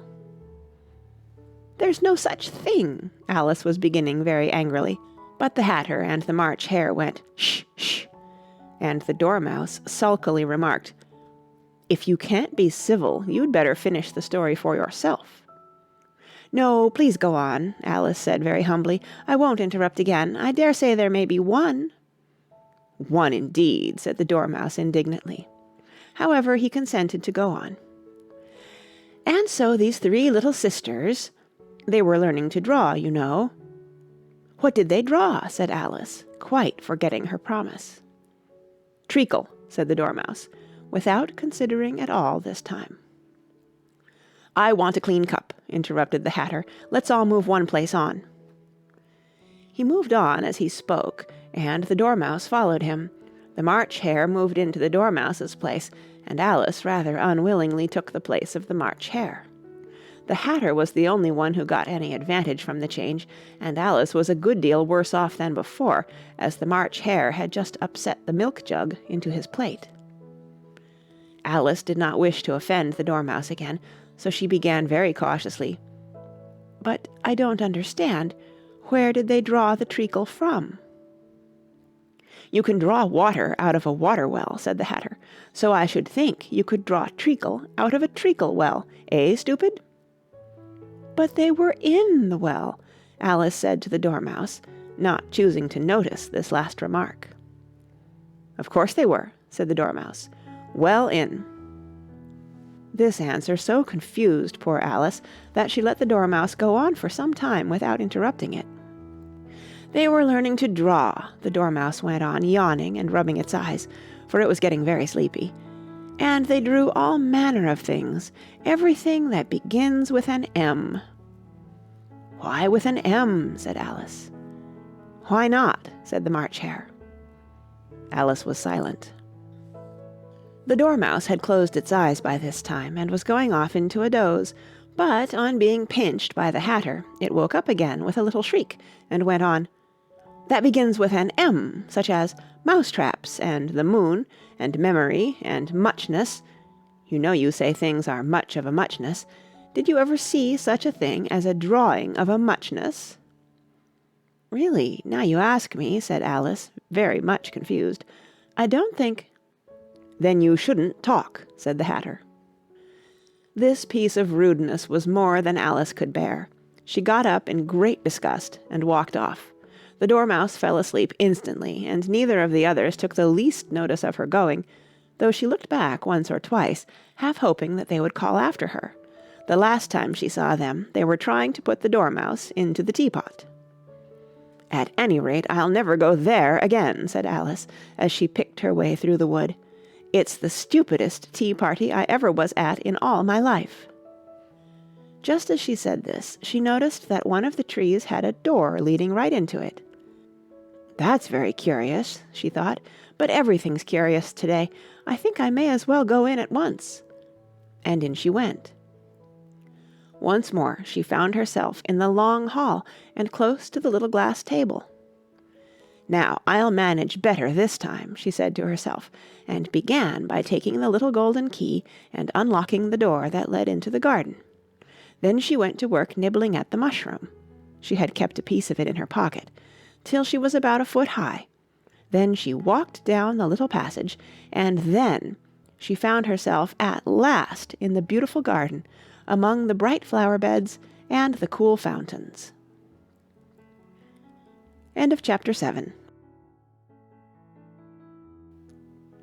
Chapter 8 of Alice's Adventures in Wonderland by Lewis Carroll. The Queen's Croquet-Ground. A large rose tree stood near the entrance of the garden. The roses growing on it were white, but there were 3 gardeners at it, busily painting them red. Alice thought this a very curious thing, and she went nearer to watch them, and just as she came up to them she heard one of them say, "Look out now, Five! Don't go splashing paint over me like that." "I couldn't help it," said Five in a sulky tone. "Seven jogged my elbow." On which Seven looked up and said, "That's right, Five. Always lay the blame on others." "You'd better not talk," said Five. "I heard the Queen say only yesterday you deserved to be beheaded." "What for?" said the one who had spoken first. "That's none of your business, too," said Seven. "Yes, it is his business," said Five, "and I'll tell him. It was for bringing the cooked tulip roots instead of onions." Seven flung down his brush and had just begun, "Well, of all the unjust things," when his eye chanced to fall upon Alice as she stood watching them, and he checked himself suddenly. The others looked round also, and all of them bowed low. "Would you tell me," said Alice a little timidly, "why you are painting those roses?" Five and Seven said nothing, but looked at Two. Two began in a low voice, "Why, the fact is, you see, miss, this here ought to have been a red rose tree, and we put a white one in by mistake, and if the Queen was to find it out, we should all have our heads cut off, you know. So you see, miss, we're doing our best, afore she comes, too." At this moment Five, who had been anxiously looking across the garden, called out, "The Queen! The Queen!" and the 3 gardeners instantly threw themselves flat upon their faces. There was a sound of many footsteps, and Alice looked round, eager to see the Queen. First came 10 soldiers carrying clubs. These were all shaped like the 3 gardeners, oblong and flat, with their hands and feet at the corners. Next the 10 courtiers. These were ornamented all over with diamonds, and walked 2 and 2, as the soldiers did. After these came the royal children. There were 10 of them, and the little dears came jumping merrily along hand in couples. They were all ornamented with hearts. Next came the guests, mostly kings and queens, and among them Alice recognized the White Rabbit. It was talking in a hurried, nervous manner, smiling at everything that was said, and went by without noticing her. Then followed the Knave of Hearts, carrying the king's crown on a crimson velvet cushion, and last of all this grand procession came the King and Queen of Hearts. Alice was rather doubtful whether she ought not to lie down on her face like the 3 gardeners, but she could not remember ever having heard of such a rule at processions. And besides, what would be the use of a procession, thought she, if people had all to lie down upon their faces, so that they couldn't see it? So she stood still where she was and waited. When the procession came opposite to Alice, they all stopped and looked at her, and the Queen said severely, "Who is this?" She said it to the Knave of Hearts, who only bowed and smiled in reply. "Idiot," said the Queen, tossing her head impatiently. And, turning to Alice, she went on, "What's your name, child?" "My name is Alice, so please your Majesty," said Alice very politely, but she added to herself, "Why, they're only a pack of cards, after all. I needn't be afraid of them." "And who are these?" said the Queen, pointing to the 3 gardeners who were lying round the rose-tree, for you see, as they were lying on their faces, and the pattern on their backs was the same as the rest of the pack, she could not tell whether they were gardeners, or soldiers, or courtiers, or 3 of her own children. "How should I know?" said Alice, surprised at her own courage. "It's no business of mine." The Queen turned crimson with fury, and, after glaring at her for a moment like a wild beast, screamed, "Off with her head! Off!" "Nonsense!" said Alice very loudly and decidedly, and the Queen was silent. The King laid his hand upon her arm and timidly said, "Consider, my dear, she is only a child." The Queen turned angrily away from him and said to the Knave, "Turn them over." The Knave did so, very carefully, with one foot. "Get up!" said the Queen in a shrill, loud voice, and the 3 gardeners instantly jumped up and began bowing to the King, the Queen, the royal children, and everybody else. "Leave off that!" screamed the Queen. "You make me giddy." And then, turning to the rose-tree, she went on, "What have you been doing here?" "May it please your Majesty," said 2, in a very humble tone, going down on one knee as he spoke, "we were trying—" "I see," said the Queen, who had meanwhile been examining the roses. "Off with their heads!" And the procession moved on, 3 of the soldiers remaining behind to execute the unfortunate gardeners, who ran to Alice for protection. "You shan't be beheaded," said Alice, and she put them into a large flower-pot that stood near. The 3 soldiers wandered about for a minute or 2, looking for them, and then quietly marched off after the others. "Are their heads off?" shouted the Queen. "Their heads are gone, if it please your Majesty," the soldiers shouted in reply. "That's right," shouted the Queen. "Can you play croquet?" The soldiers were silent, and looked at Alice, as the question was evidently meant for her. "Yes," shouted Alice. "Come on, then," roared the Queen, and Alice joined the procession, wondering very much what would happen next. It's a very fine day," said a timid voice at her side. She was walking by the White Rabbit, who was peeping anxiously into her face. "Very," said Alice. "Where's the Duchess?" "Hush, hush!" said the Rabbit in a low, hurried tone. He looked anxiously over his shoulder as he spoke, and then raised himself upon tiptoe, put his mouth close to her ear, and whispered, "She's under sentence of execution." "What for?" said Alice. "Did you say, 'What a pity?'" the Rabbit asked. "No, I didn't," said Alice. "I don't think it's at all a pity. I said, 'What for?'" "She boxed the Queen's ears," the Rabbit began. Alice gave a little scream of laughter. "Oh, hush!" the Rabbit whispered in a frightened tone. "The Queen will hear you. You see, she came rather late, and the Queen said—" "Get to your places!" shouted the Queen in a voice of thunder, and people began running about in all directions, tumbling up against each other. However, they got settled down in a minute or 2, and the game began. Alice thought she had never seen such a curious croquet-ground in her life. It was all ridges and furrows, the balls were live hedgehogs, the mallets live flamingos, and the soldiers had to double themselves up and to stand on their hands and feet to make the arches. The chief difficulty Alice found at first was in managing her flamingo.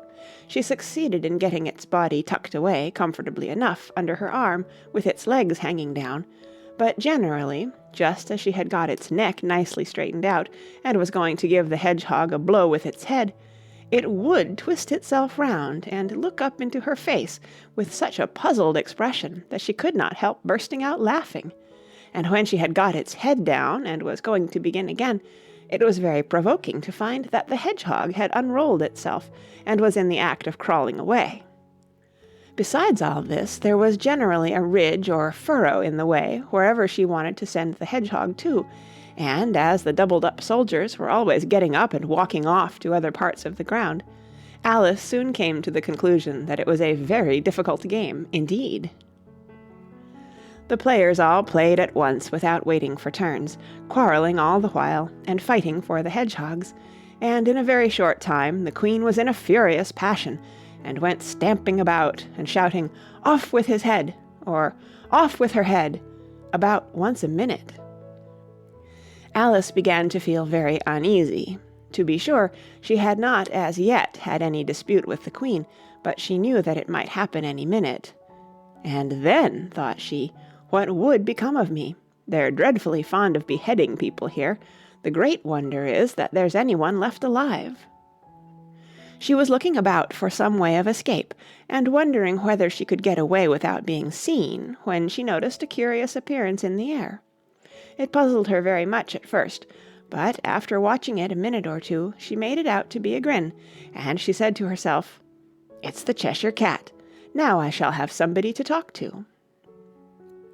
"How are you getting on?" said the cat, as soon as there was mouth enough for it to speak with. Alice waited till the eyes appeared, and then nodded. "It's no use speaking to it," she thought, "till its ears have come, or at least one of them." In another minute the whole head appeared, and then Alice put down her flamingo, and began an account of the game, feeling very glad she had someone to listen to her. The cat seemed to think that there was enough of it now in sight, and no more of it appeared. "I don't think they play at all fairly," Alice began, in rather a complaining tone, "and they all quarrel so dreadfully one can't hear oneself speak, and they don't seem to have any rules in particular, at least, if there are, nobody attends to them, and you've no idea how confusing it is, all the things being alive. For instance, there's the arch I've got to go through next, walking about at the other end of the ground, and I should have croqueted the queen's hedgehog just now, only it ran away when it saw mine coming." "How do you like the queen?" said the cat, in a low voice. "Not at all," said Alice. "She's so extremely—" Just then she noticed that the queen was close behind her, listening, so she went on, "likely to win, that it's hardly worth while finishing the game." The queen smiled and passed on. "Who are you talking to?" said the king, going up to Alice, and looking at the cat's head with great curiosity. "It's a friend of mine, a Cheshire Cat," said Alice. "Allow me to introduce it." "I don't like the look of it at all," said the king. "However, it may kiss my hand if it likes." "I'd rather not," the cat remarked. "Don't be impertinent," said the king, "and don't look at me like that." He got behind Alice as he spoke. "A cat may look at a king," said Alice. "I've read that in some book, but I don't remember where." "Well, it must be removed," said the king very decidedly, and he called the queen, who was passing at the moment. "My dear, I wish you would have this cat removed." The queen had only one way of settling all difficulties, great or small. "Off with his head," she said, without even looking round. "I'll fetch the executioner myself," said the king eagerly, and he hurried off. Alice thought she might as well go back and see how the game was going on, as she heard the queen's voice in the distance, screaming with passion. She had already heard her sentence 3 of the players to be executed for having missed their turns, and she did not like the look of things at all, as the game was in such confusion that she never knew whether it was her turn or not. So she went in search of her hedgehog. The hedgehog was engaged in a fight with another hedgehog, which seemed to Alice an excellent opportunity for croqueting one of them with the other. The only difficulty was that her flamingo was gone across to the other side of the garden, where Alice could see it trying in a helpless sort of way to fly up into a tree. By the time she had caught the flamingo and brought it back, the fight was over, and both the hedgehogs were out of sight. "But it doesn't matter much," thought Alice, "as all the arches are gone from this side of the ground." So she tucked it away under her arm, that it might not escape again, and went back for a little more conversation with her friend. When she got back to the Cheshire Cat, she was surprised to find quite a large crowd collected round it. There was a dispute going on between the executioner, the king, and the queen, who were all talking at once, while all the rest were quite silent, and looked very uncomfortable. The moment Alice appeared, she was appealed to by all three to settle the question, and they repeated their arguments to her, though, as they all spoke at once, she found it very hard indeed to make out exactly what they said. The executioner's argument was that you couldn't cut off a head unless there was a body to cut it off from, that he had never had to do such a thing before, and he wasn't going to begin at his time of life. The king's argument was that anything that had a head could be beheaded, and that you weren't to talk nonsense. The queen's argument was that if something wasn't done about it in less than no time, she'd have everybody executed all round. It was this last remark that had made the whole party look so grave and anxious. Alice could think of nothing else to say but, "It belongs to the Duchess. You'd better ask her about it." "She's in prison," the Queen said to the executioner. "Fetch her here." And the executioner went off like an arrow. The cat's head began fading away the moment he was gone, and, by the time he had come back with the Duchess, it had entirely disappeared, so the king and the executioner ran wildly up and down looking for it, while the rest of the party went back to the game. End of Chapter 8. Chapter 9 of Alice's Adventures in Wonderland by Lewis Carroll. The Mock Turtle's Story. "You can't think how glad I am to see you again, you dear old thing," said the Duchess, as she tucked her arm affectionately into Alice's, and they walked off together. Alice was very glad to find her in such a pleasant temper, and thought to herself that perhaps it was only the pepper that had made her so savage when they met in the kitchen. "When I'm a Duchess," she said to herself, not in a very hopeful tone, though, "I won't have any pepper in my kitchen at all. Soup does very well without. Maybe it's always pepper that makes people hot-tempered," she went on, very much pleased at having found out a new kind of rule, "and vinegar that makes them sour, and chamomile that makes them bitter, and barley sugar and such things that make children sweet-tempered. I only wish people knew that, then they wouldn't be so stingy about it, you know." She had quite forgotten the Duchess by this time, and was a little startled when she heard her voice close to her ear. "You're thinking about something, my dear, and that makes you forget to talk. I can't tell you just now what the moral of that is, but I shall remember it in a bit." "Perhaps it hasn't one," Alice ventured to remark. "Tut, tut, child," said the Duchess. "Everything's got a moral, if only you can find it." And she squeezed herself up closer to Alice's side as she spoke. Alice did not much like keeping so close to her, first because the Duchess was very ugly, and secondly because she was exactly the right height to rest her chin upon Alice's shoulder, and it was an uncomfortably sharp chin. However, she did not like to be rude, so she bore it as well as she could. "The game's going on rather better now," she said, by way of keeping up the conversation a little. "'Tis so," said the Duchess, "and the moral of that is, 'Oh, 'tis love, that makes the world go round.'" "Somebody said," Alice whispered, "that it's done by everybody minding their own business." "Ah, well, it means much the same thing," said the Duchess, digging her sharp little chin into Alice's shoulder as she added, "and the moral of that is, take care of the sense, and the sounds will take care of themselves." How fond she is of finding morals in things, Alice thought to herself. "I dare say you're wondering why I don't put my arm round your waist," the Duchess said after a pause. "The reason is that I'm doubtful about the temper of your flamingo. Shall I try the experiment?" "He might bite," Alice cautiously replied, not feeling at all anxious to have the experiment tried. "Very true," said the Duchess. "Flamingoes and mustard both bite, and the moral of that is, birds of a feather flock together." "Only mustard isn't a bird," Alice remarked. "Right as usual," said the Duchess. "What a clear way you have of putting things." "It's a mineral, I think," said Alice. "Of course it is," said the Duchess, who seemed ready to agree to everything that Alice said. "There's a large mustard mine near here, and the moral of that is, the more there is of mine, the less there is of yours." "Oh, I know," exclaimed Alice, who had not attended to this last remark. "It's a vegetable. It doesn't look like one, but it is." "I quite agree with you," said the Duchess, "and the moral of that is, be what you would seem to be. Or, if you'd like it put more simply, never imagine yourself not to be otherwise than what it might appear to others that what you were or might have been was not otherwise than what you had been would have appeared to them to be otherwise." "I think I should understand that better," Alice said very politely, "if I had it written down, but I can't quite follow it as you say it."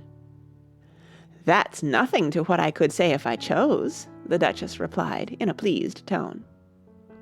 "Pray don't trouble yourself to say it any longer than that," said Alice. "Oh, don't talk about trouble," said the Duchess. "I make you a present of everything I've said as yet." A cheap sort of present, thought Alice. I'm glad they don't give birthday presents like that. But she did not venture to say it out loud. "Thinking again?" the Duchess asked, with another dig of her sharp little chin. "I've a right to think," said Alice sharply, for she was beginning to feel a little worried.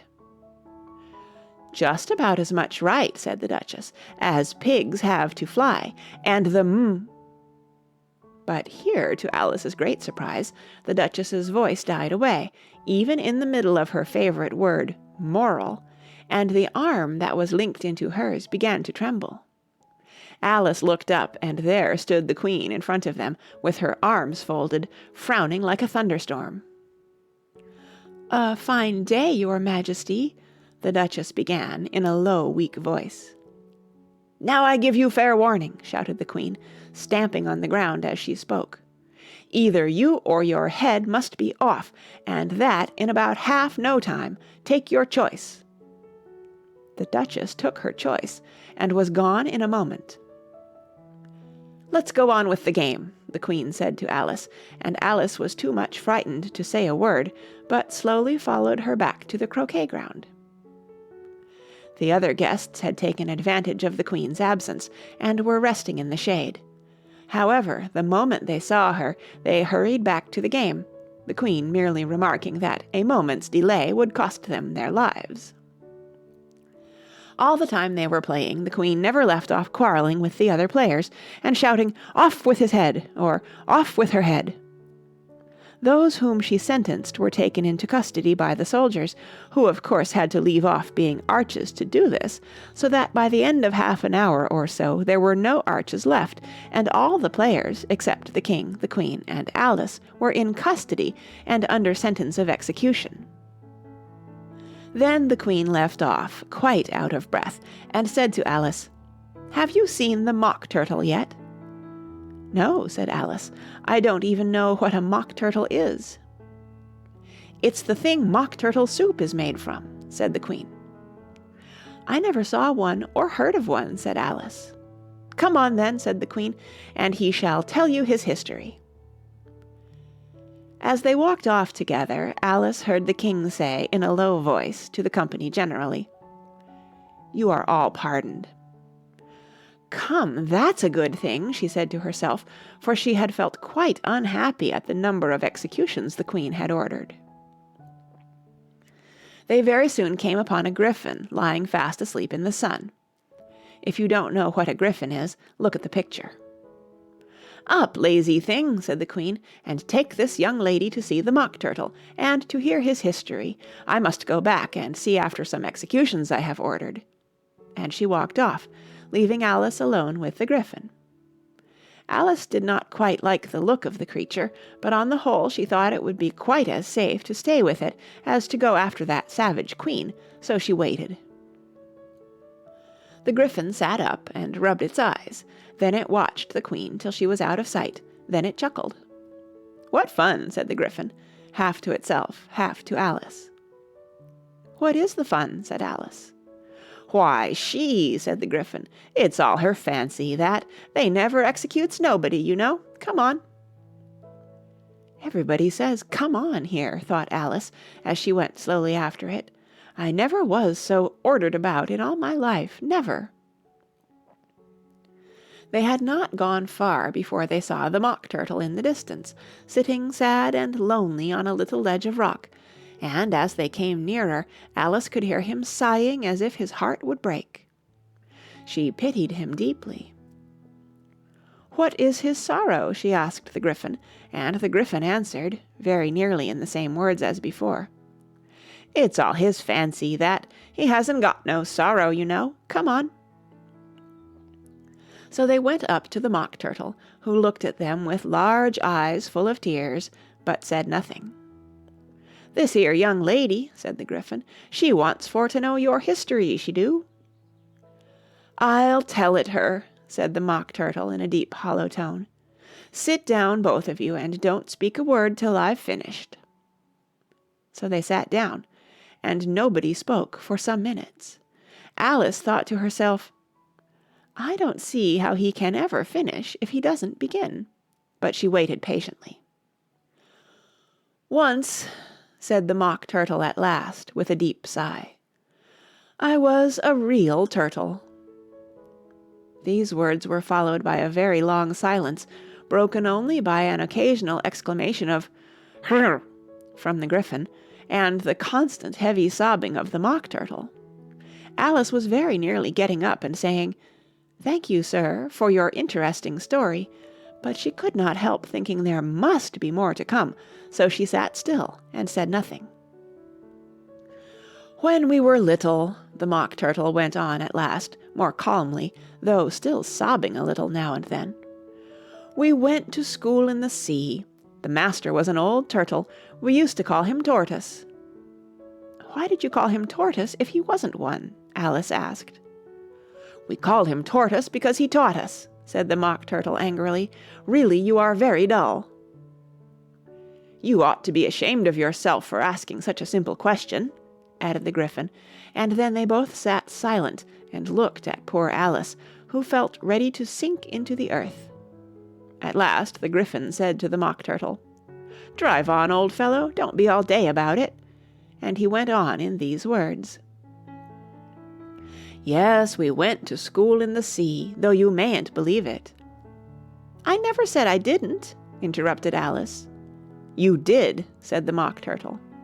"Hold your tongue," added the Gryphon, before Alice could speak again. The Mock Turtle went on.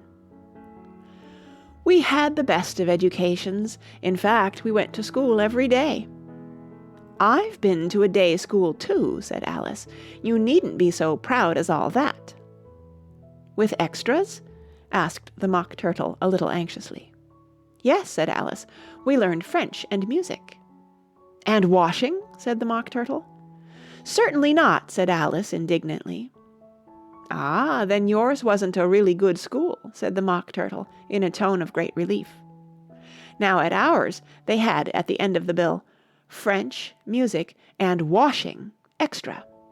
"You couldn't have wanted it much," said Alice, living at the bottom of the sea. "I couldn't afford to learn it," said the Mock Turtle with a sigh.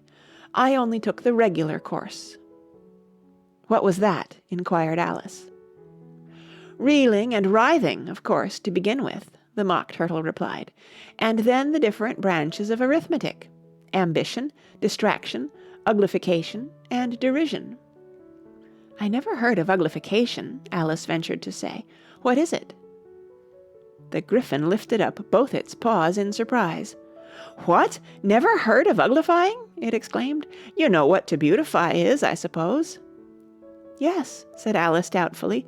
"It means to make anything prettier." "Well then," the Gryphon went on. "If you don't know what to uglify is, you are a simpleton." Alice did not feel encouraged to ask any more questions about it, so she turned to the Mock Turtle and said, "What else had you to learn?" "Well, there was mystery," the Mock Turtle replied, counting off the subjects on his flappers. "Mystery, ancient and modern, with seaography. Then drawling. The drawling master was an old conger eel that used to come once a week. He taught us drawling, stretching, and fainting in coils." "What was that like?" said Alice. "Well, I can't show it you myself," the Mock Turtle said. "I'm too stiff, and the Gryphon never learnt it." "Hadn't time," said the Gryphon. "I went to the classics master, though. He was an old crab, he was." "I never went to him," the Mock Turtle said with a sigh. "He taught laughing and grief, they used to say." So he did," said the Gryphon, sighing in his turn, and both creatures hid their faces in their paws. "And how many hours a day did you do lessons?" said Alice, in a hurry to change the subject. 10 hours the first day," said the Mock Turtle, 9 the next, and so on." "What a curious plan!" exclaimed Alice. "That's the reason they're called lessons," the Gryphon remarked, "because they lessen from day to day." This was quite a new idea to Alice, and she thought it over a little before she made her next remark. "Then the 11th day must have been a holiday." "Of course it was," said the Mock Turtle. "And how did you manage on the 12th?" Alice went on eagerly. "That's enough about lessons," the Gryphon interrupted in a very decided tone. "Tell her something about the games now." End of chapter 9.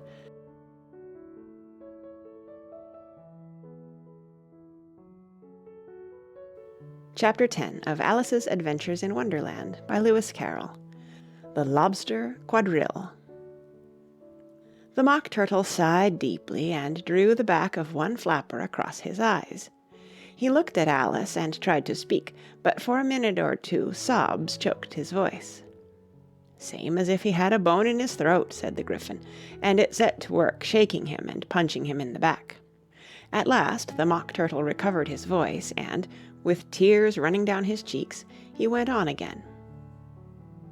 "You may not have lived much under the sea."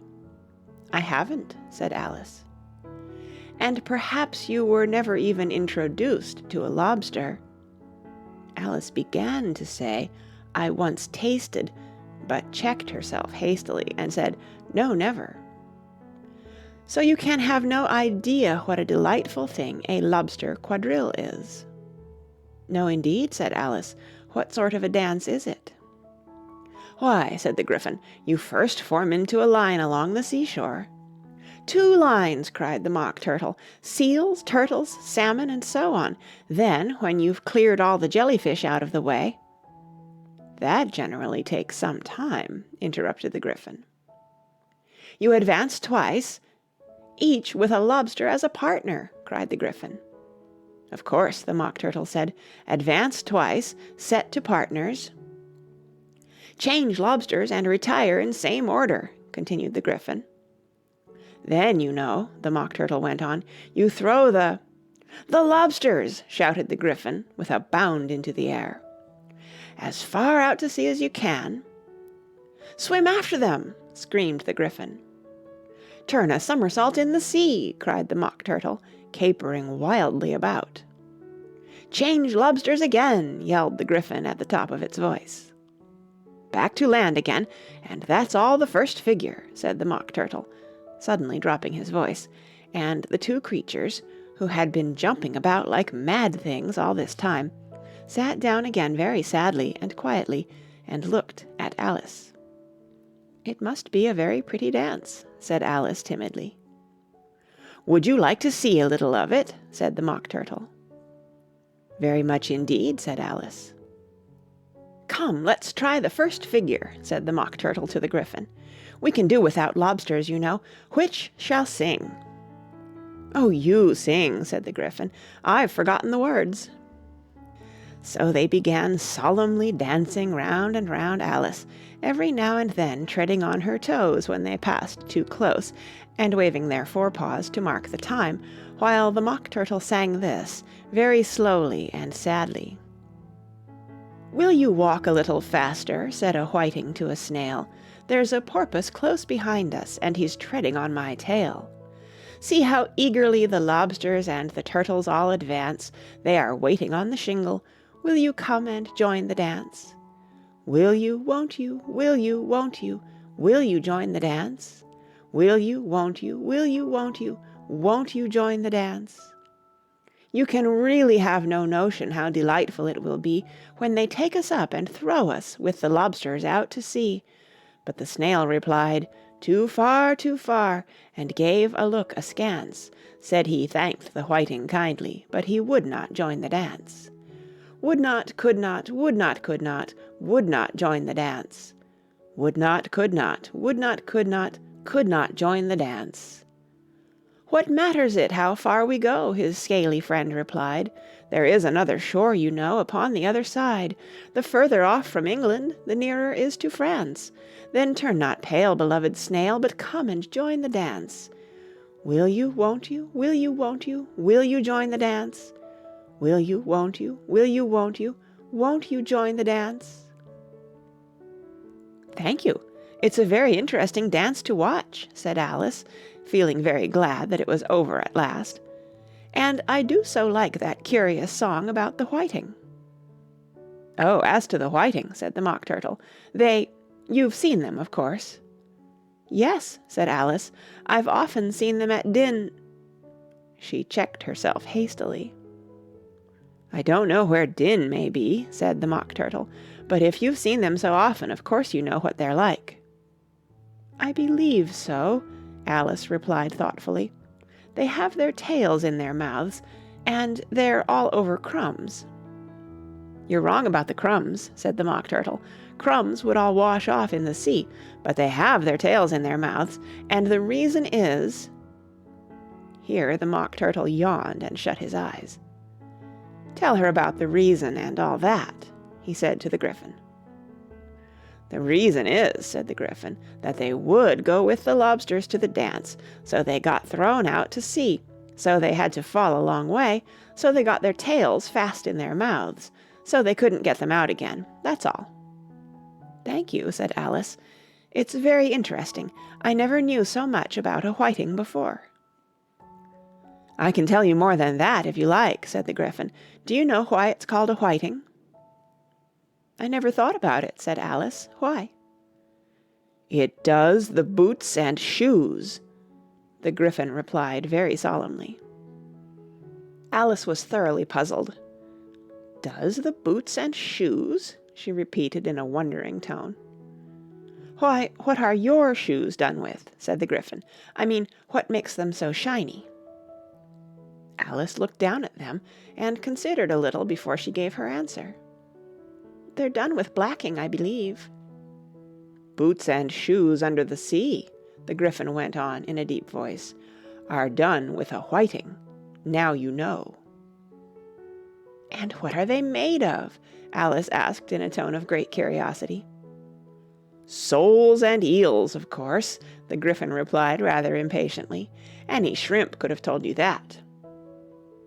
"If I'd been the whiting," said Alice, whose thoughts were still running on the song, "I'd have said to the porpoise, 'Keep back, please. We don't want you with us.'"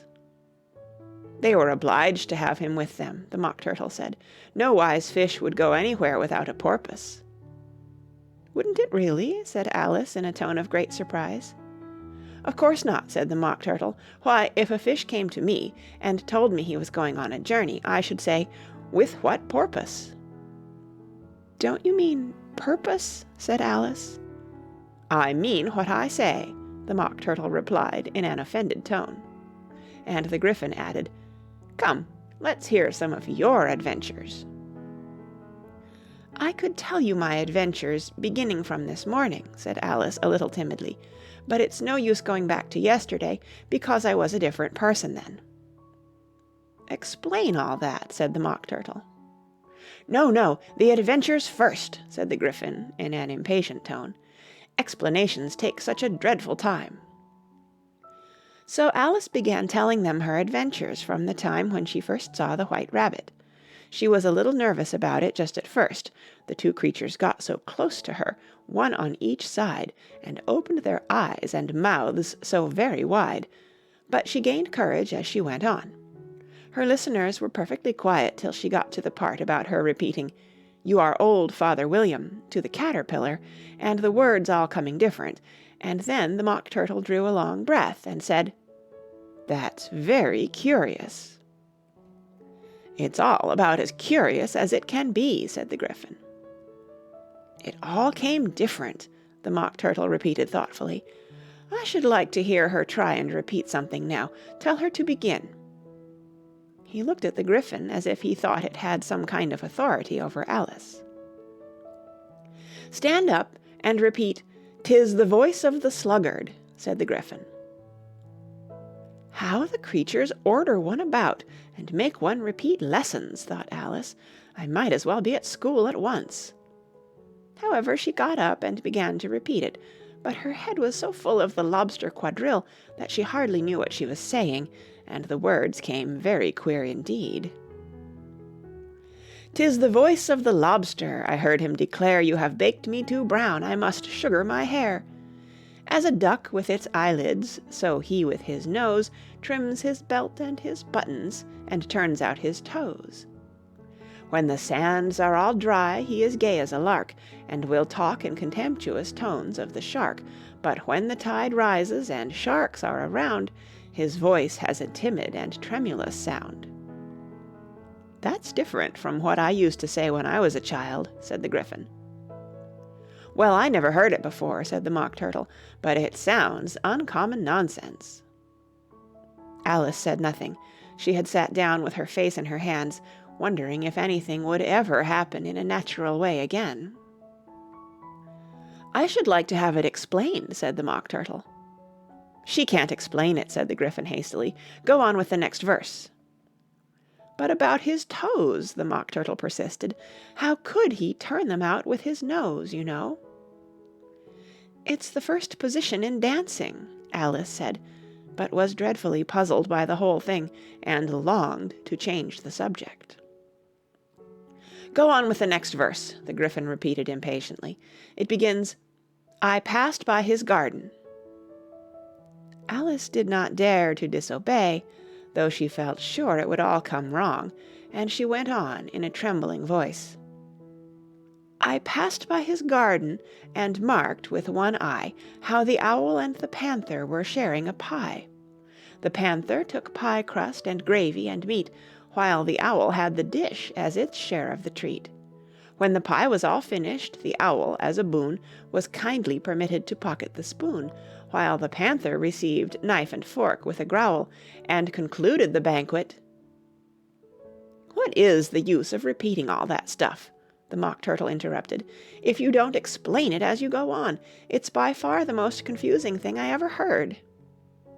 "Yes, I think you'd better leave off," said the Gryphon, and Alice was only too glad to do so.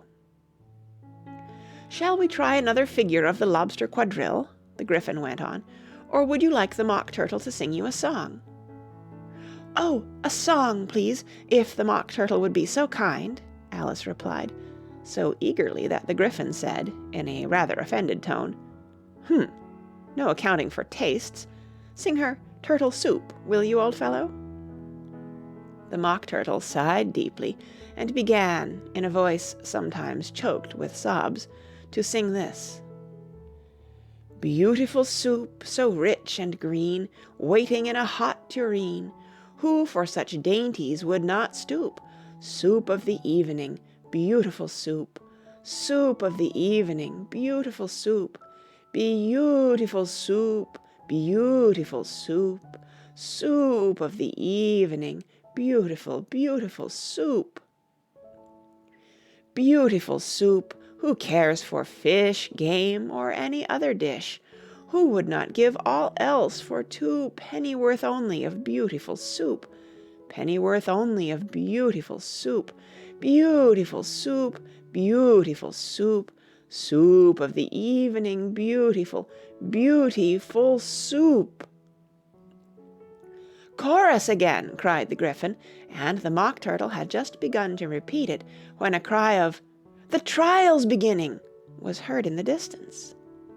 "Come on!" cried the Gryphon, and, taking Alice by the hand, it hurried off, without waiting for the end of the song.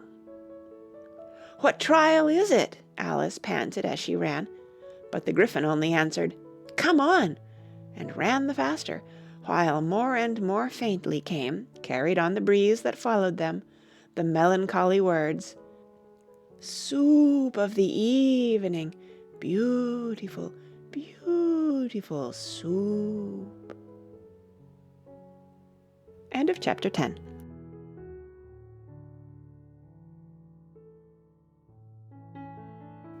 Chapter 11 of Alice's Adventures in Wonderland by Lewis Carroll. Who Stole the Tarts?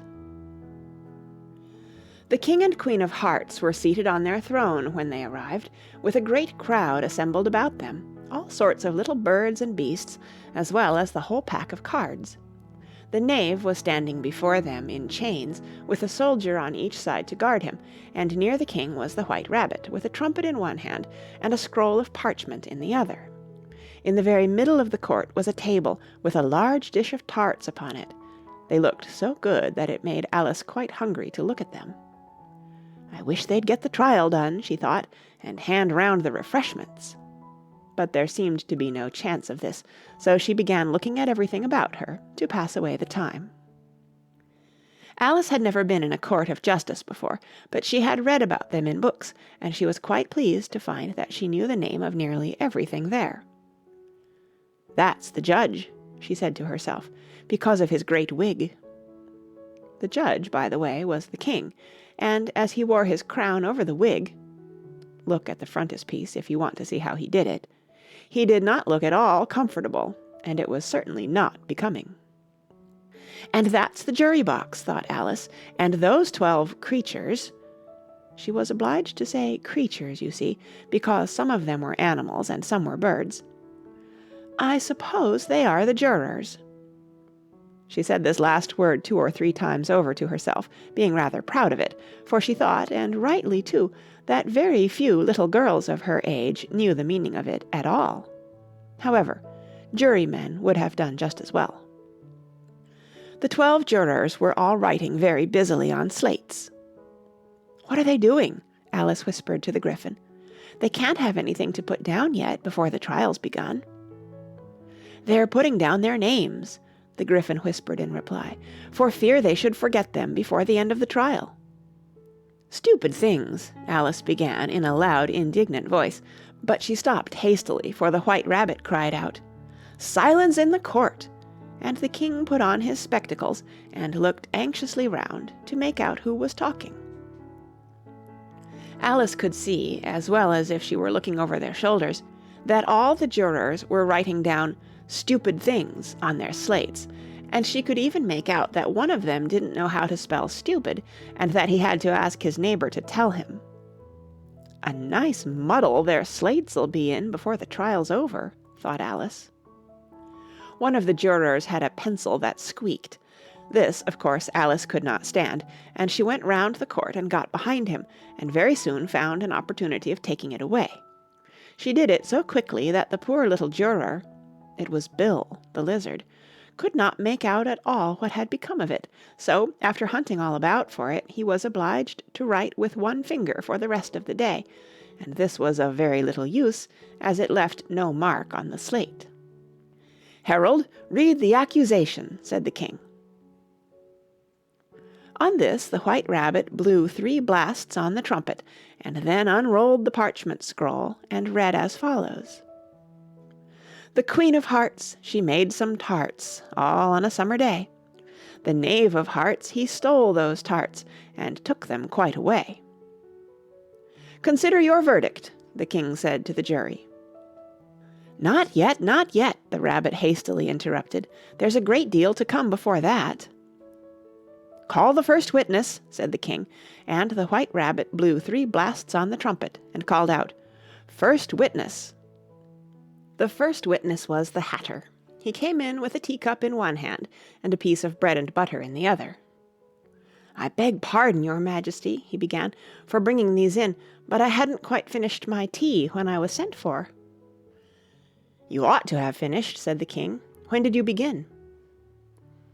The Hatter looked at the March Hare, who had followed him into the court, arm in arm with the Dormouse.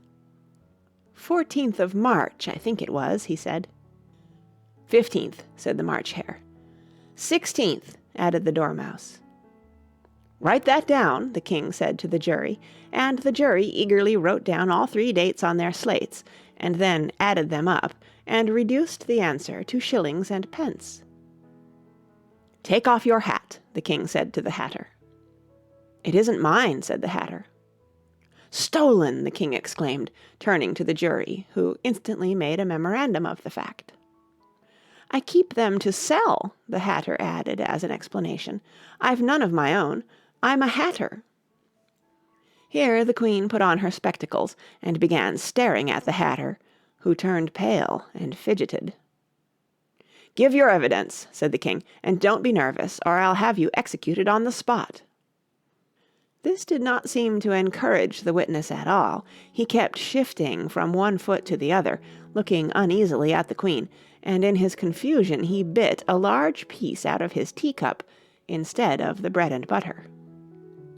Just at this moment Alice felt a very curious sensation, which puzzled her a good deal until she made out what it was. She was beginning to grow larger again, and she thought at first she would get up and leave the court, but on second thoughts she decided to remain where she was as long as there was room for her. "I wish you wouldn't squeeze so," said the Dormouse, who was sitting next to her. "I can hardly breathe." "I can't help it," said Alice very meekly. "I'm growing." "You've no right to grow here," said the Dormouse. "Don't talk nonsense," said Alice more boldly. "You know you're growing too." "Yes, but I grow at a reasonable pace," said the Dormouse, "not in that ridiculous fashion." And he got up very sulkily and crossed over to the other side of the court. All this time the Queen had never left off staring at the Hatter, and, just as the Dormouse crossed the court, she said to one of the officers of the court, "Bring me the list of the singers in the last concert," on which the wretched Hatter trembled so that he shook both his shoes off. "Give your evidence," the king repeated angrily, "or I'll have you executed, whether you're nervous or not." "I'm a poor man, your Majesty," the Hatter began in a trembling voice, "and I hadn't begun my tea, not above a week or so, and what with the bread and butter getting so thin, and the twinkling of the tea—" "The twinkling of the what?" said the king. "It began with the tea," the Hatter replied. "Of course twinkling begins with a T," said the king sharply. "Do you take me for a dunce? Go on." "I'm a poor man," the Hatter went on, "and most things twinkled after that, only the March Hare said—" "I didn't," the March Hare interrupted in a great hurry. "You did," said the Hatter. "I deny it," said the March Hare. "He denies it," said the king. "Leave out that part." "Well, at any rate, the Dormouse said—" the Hatter went on, looking anxiously round to see if he would deny it too, but the Dormouse denied nothing, being fast asleep. "After that," continued the Hatter, "I cut some more bread and butter." "But what did the Dormouse say?" one of the jury asked. "That I can't remember," said the Hatter. "You must remember," remarked the king, "or I'll have you executed." The miserable Hatter dropped his teacup and bread and butter, and went down on one knee. "I'm a poor man, your Majesty," he began. "You're a very poor speaker," said the king. Here one of the guinea pigs cheered, and was immediately suppressed by the officers of the court. As that is rather a hard word, I will just explain to you how it was done. They had a large canvas bag, which tied up at the mouth with strings. Into this they slipped the guinea pig, head first, and then sat upon it. "I'm glad I've seen that done," thought Alice. "I've so often read in the newspapers, at the end of trials, There was some attempts at applause, which was immediately suppressed by the officers of the court, and I never understood what it meant till now. "If that's all you know about it, you may stand down," continued the king. "I can't go no lower," said the Hatter. "I'm on the floor as it is." "Then you may sit down," the king replied. Here the other guinea pig cheered, and was suppressed. "Come, that finished the guinea pigs," thought Alice. "Now we shall get on better." "I'd rather finish my tea," said the Hatter, with an anxious look at the Queen, who was reading the list of singers. "You may go," said the king, and the Hatter hurriedly left the court, without even waiting to put his shoes on. "And just take his head off outside," the Queen added to one of the officers, but the Hatter was out of sight before the officer could get to the door. "Call the next witness," said the king. The next witness was the Duchess's cook. She carried the pepper box in her hand, and Alice guessed who it was, even before she got into the court, by the way the people near the door began sneezing all at once. "Give your evidence," said the king. "Shan't," said the cook. The king looked anxiously at the White Rabbit, who said in a low voice, "Your Majesty must cross-examine this witness." "Well, if I must, I must," the king said, with a melancholy air, and, after folding his arms and frowning at the cook till his eyes were nearly out of sight, he said in a deep voice, "What are tarts made of?" "Pepper, mostly," said the cook. "Treacle," said a sleepy voice behind her. "Collar that dormouse!" the Queen shrieked out. "Behead that dormouse! Turn that dormouse out of court! Suppress him! Pinch him! Off with his whiskers!" For some minutes the whole court was in confusion, getting the dormouse turned out, and by the time they had settled down again, the cook had disappeared. "Never mind," said the king, with an air of great relief. "Call the next witness." And he added in an undertone to the Queen, "Really, my dear, you must cross-examine the next witness. It quite makes my forehead ache." Alice watched the White Rabbit as he fumbled over the list, feeling very curious to see what the next witness would be like. "For they haven't got much evidence yet," she said to herself. Imagine her surprise when the White Rabbit read out at the top of his shrill little voice the name Alice. End of chapter 11.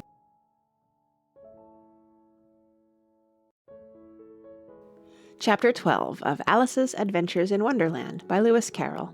Alice's Evidence.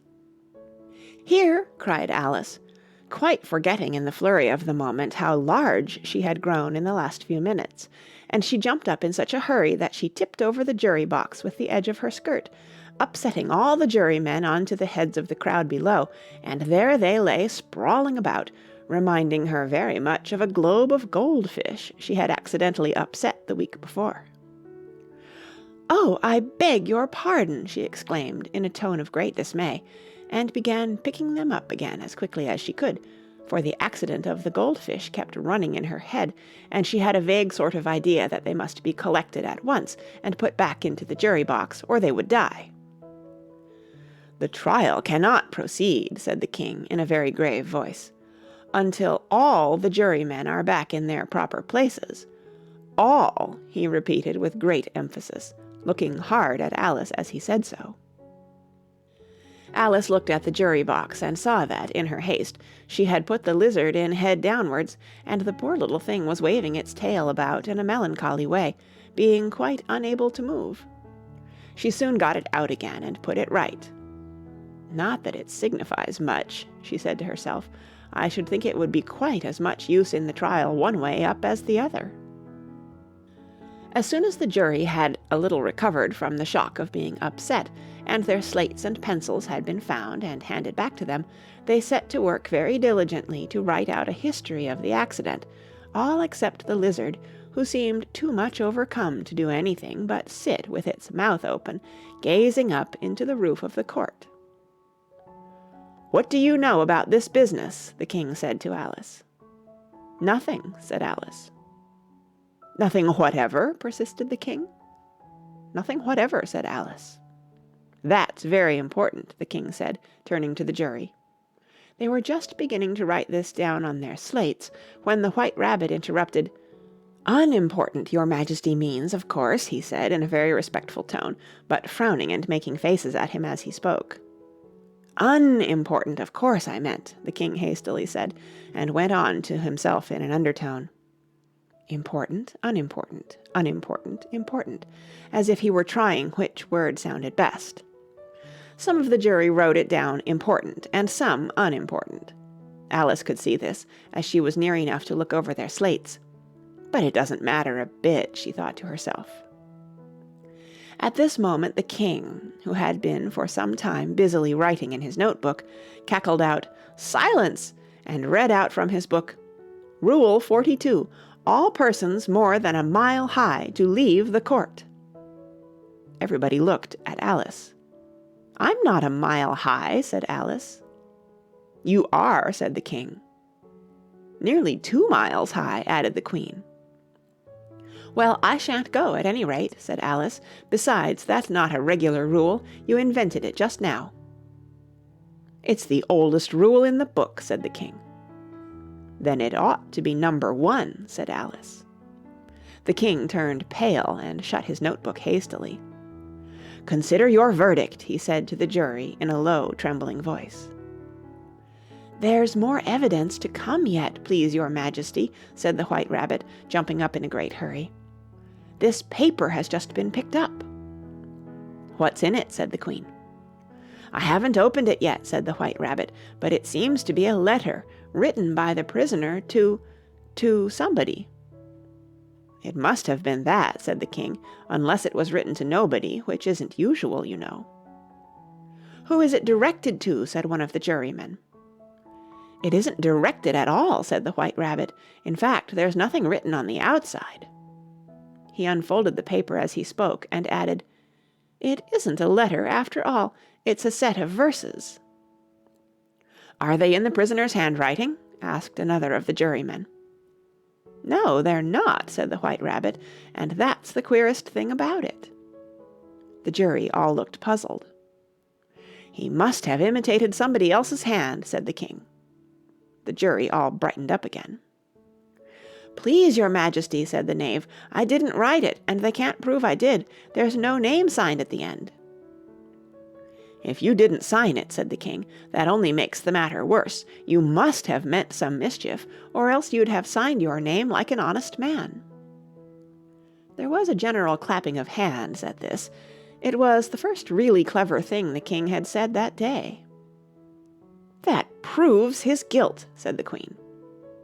"It proves nothing of the sort," said Alice. "Why, you don't even know what they're about." "Read them," said the king. The White Rabbit put on his spectacles. "Where shall I begin, please your Majesty?" he asked. "Begin at the beginning," the king said gravely, "and go on till you come to the end. Then stop." These were the verses the White Rabbit read. "They told me you had been to her, and mentioned me to him. She gave me a good character, but said I could not swim. He sent them word I had not gone, we know it to be true. If she should push the matter on, what would become of you? I gave her 1, they gave him 2, you gave us 3 or more. They all returned from him to you, though they were mine before. If I or she should chance to be involved in this affair, he trusts to you to set them free exactly as we were. My notion was that you had been, before she had this fit, an obstacle that came between him and ourselves and it. Don't let him know she liked them best, for this must ever be a secret, kept from all the rest, between yourself and me." "That's the most important piece of evidence we've heard yet," said the king, rubbing his hands. "So now let the jury—" "If any one of them can explain it," said Alice. She had grown so large in the last few minutes that she wasn't a bit afraid of interrupting him. "I'll give him 6pence. I don't believe there's an atom of meaning in it."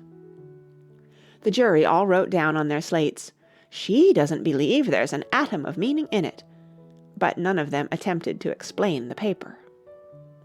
"If there's no meaning in it," said the king, "that saves a world of trouble, you know, as we needn't try to find any. And yet I don't know," he went on, spreading out the verses on his knee and looking at them with one eye. "I seem to see some meaning in them, after all. Said I could not swim. You can't swim, can you?" he added, turning to the knave. The knave shook his head sadly. "Do I look like it?" he said, which he certainly did not, being made entirely of cardboard. "All right so far," said the king, and he went on muttering over the verses to himself. "We know it to be true." That's the jury, of course. "I gave her one, they gave him two. Why, that must be what he did with the tarts, you know." But it goes on, "They all returned from him to you," said Alice. "Why, there they are," said the king triumphantly, pointing to the tarts on the table. "Nothing can be clearer than that. Then again, before she had this fit—" "You never had fits, my dear, I think," he said to the queen. "Never!" said the queen furiously, throwing an inkstand at the lizard as she spoke. The unfortunate little Bill had left off writing on his slate with one finger, as he found it made no mark, but now he hastily began again, using the ink that was trickling down his face, as long as it lasted. "Then the words don't fit you," said the king, looking round the court with a smile. There was a dead silence. "It's a pun," the king added in an offended tone, and everybody laughed. "Let the jury consider their verdict," the king said, for about the 20th time that day. "No, no," said the queen. "Sentence first, verdict afterwards." "Stuff and nonsense," said Alice loudly. "The idea of having the sentence first." "Hold your tongue," said the queen, turning purple. "I won't," said Alice. "Off with her head," the queen shouted at the top of her voice. Nobody moved. "Who cares for you?" said Alice. She had grown to her full size by this time. "You're nothing but a pack of cards." At this the whole pack rose up into the air and came flying down upon her. She gave a little scream, half of fright and half of anger, and tried to beat them off, and found herself lying on the bank with her head in the lap of her sister, who was gently brushing away some dead leaves that had fluttered down from the trees upon her face. "Wake up, Alice dear," said her sister. "Why, what a long sleep you've had."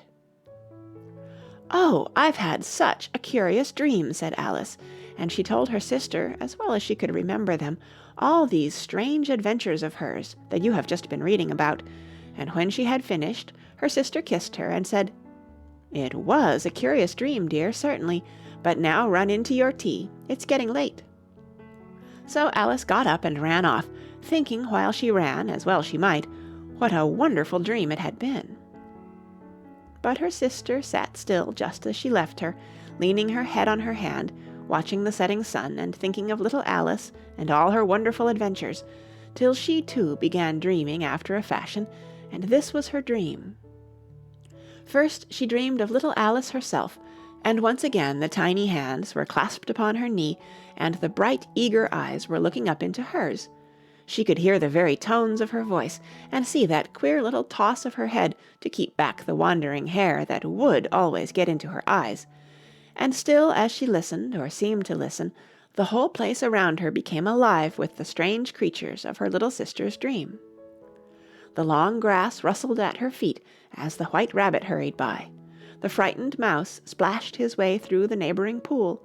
She could hear the rattle of the teacups as the March Hare and his friends shared their never-ending meal, and the shrill voice of the queen ordering off her unfortunate guests to execution.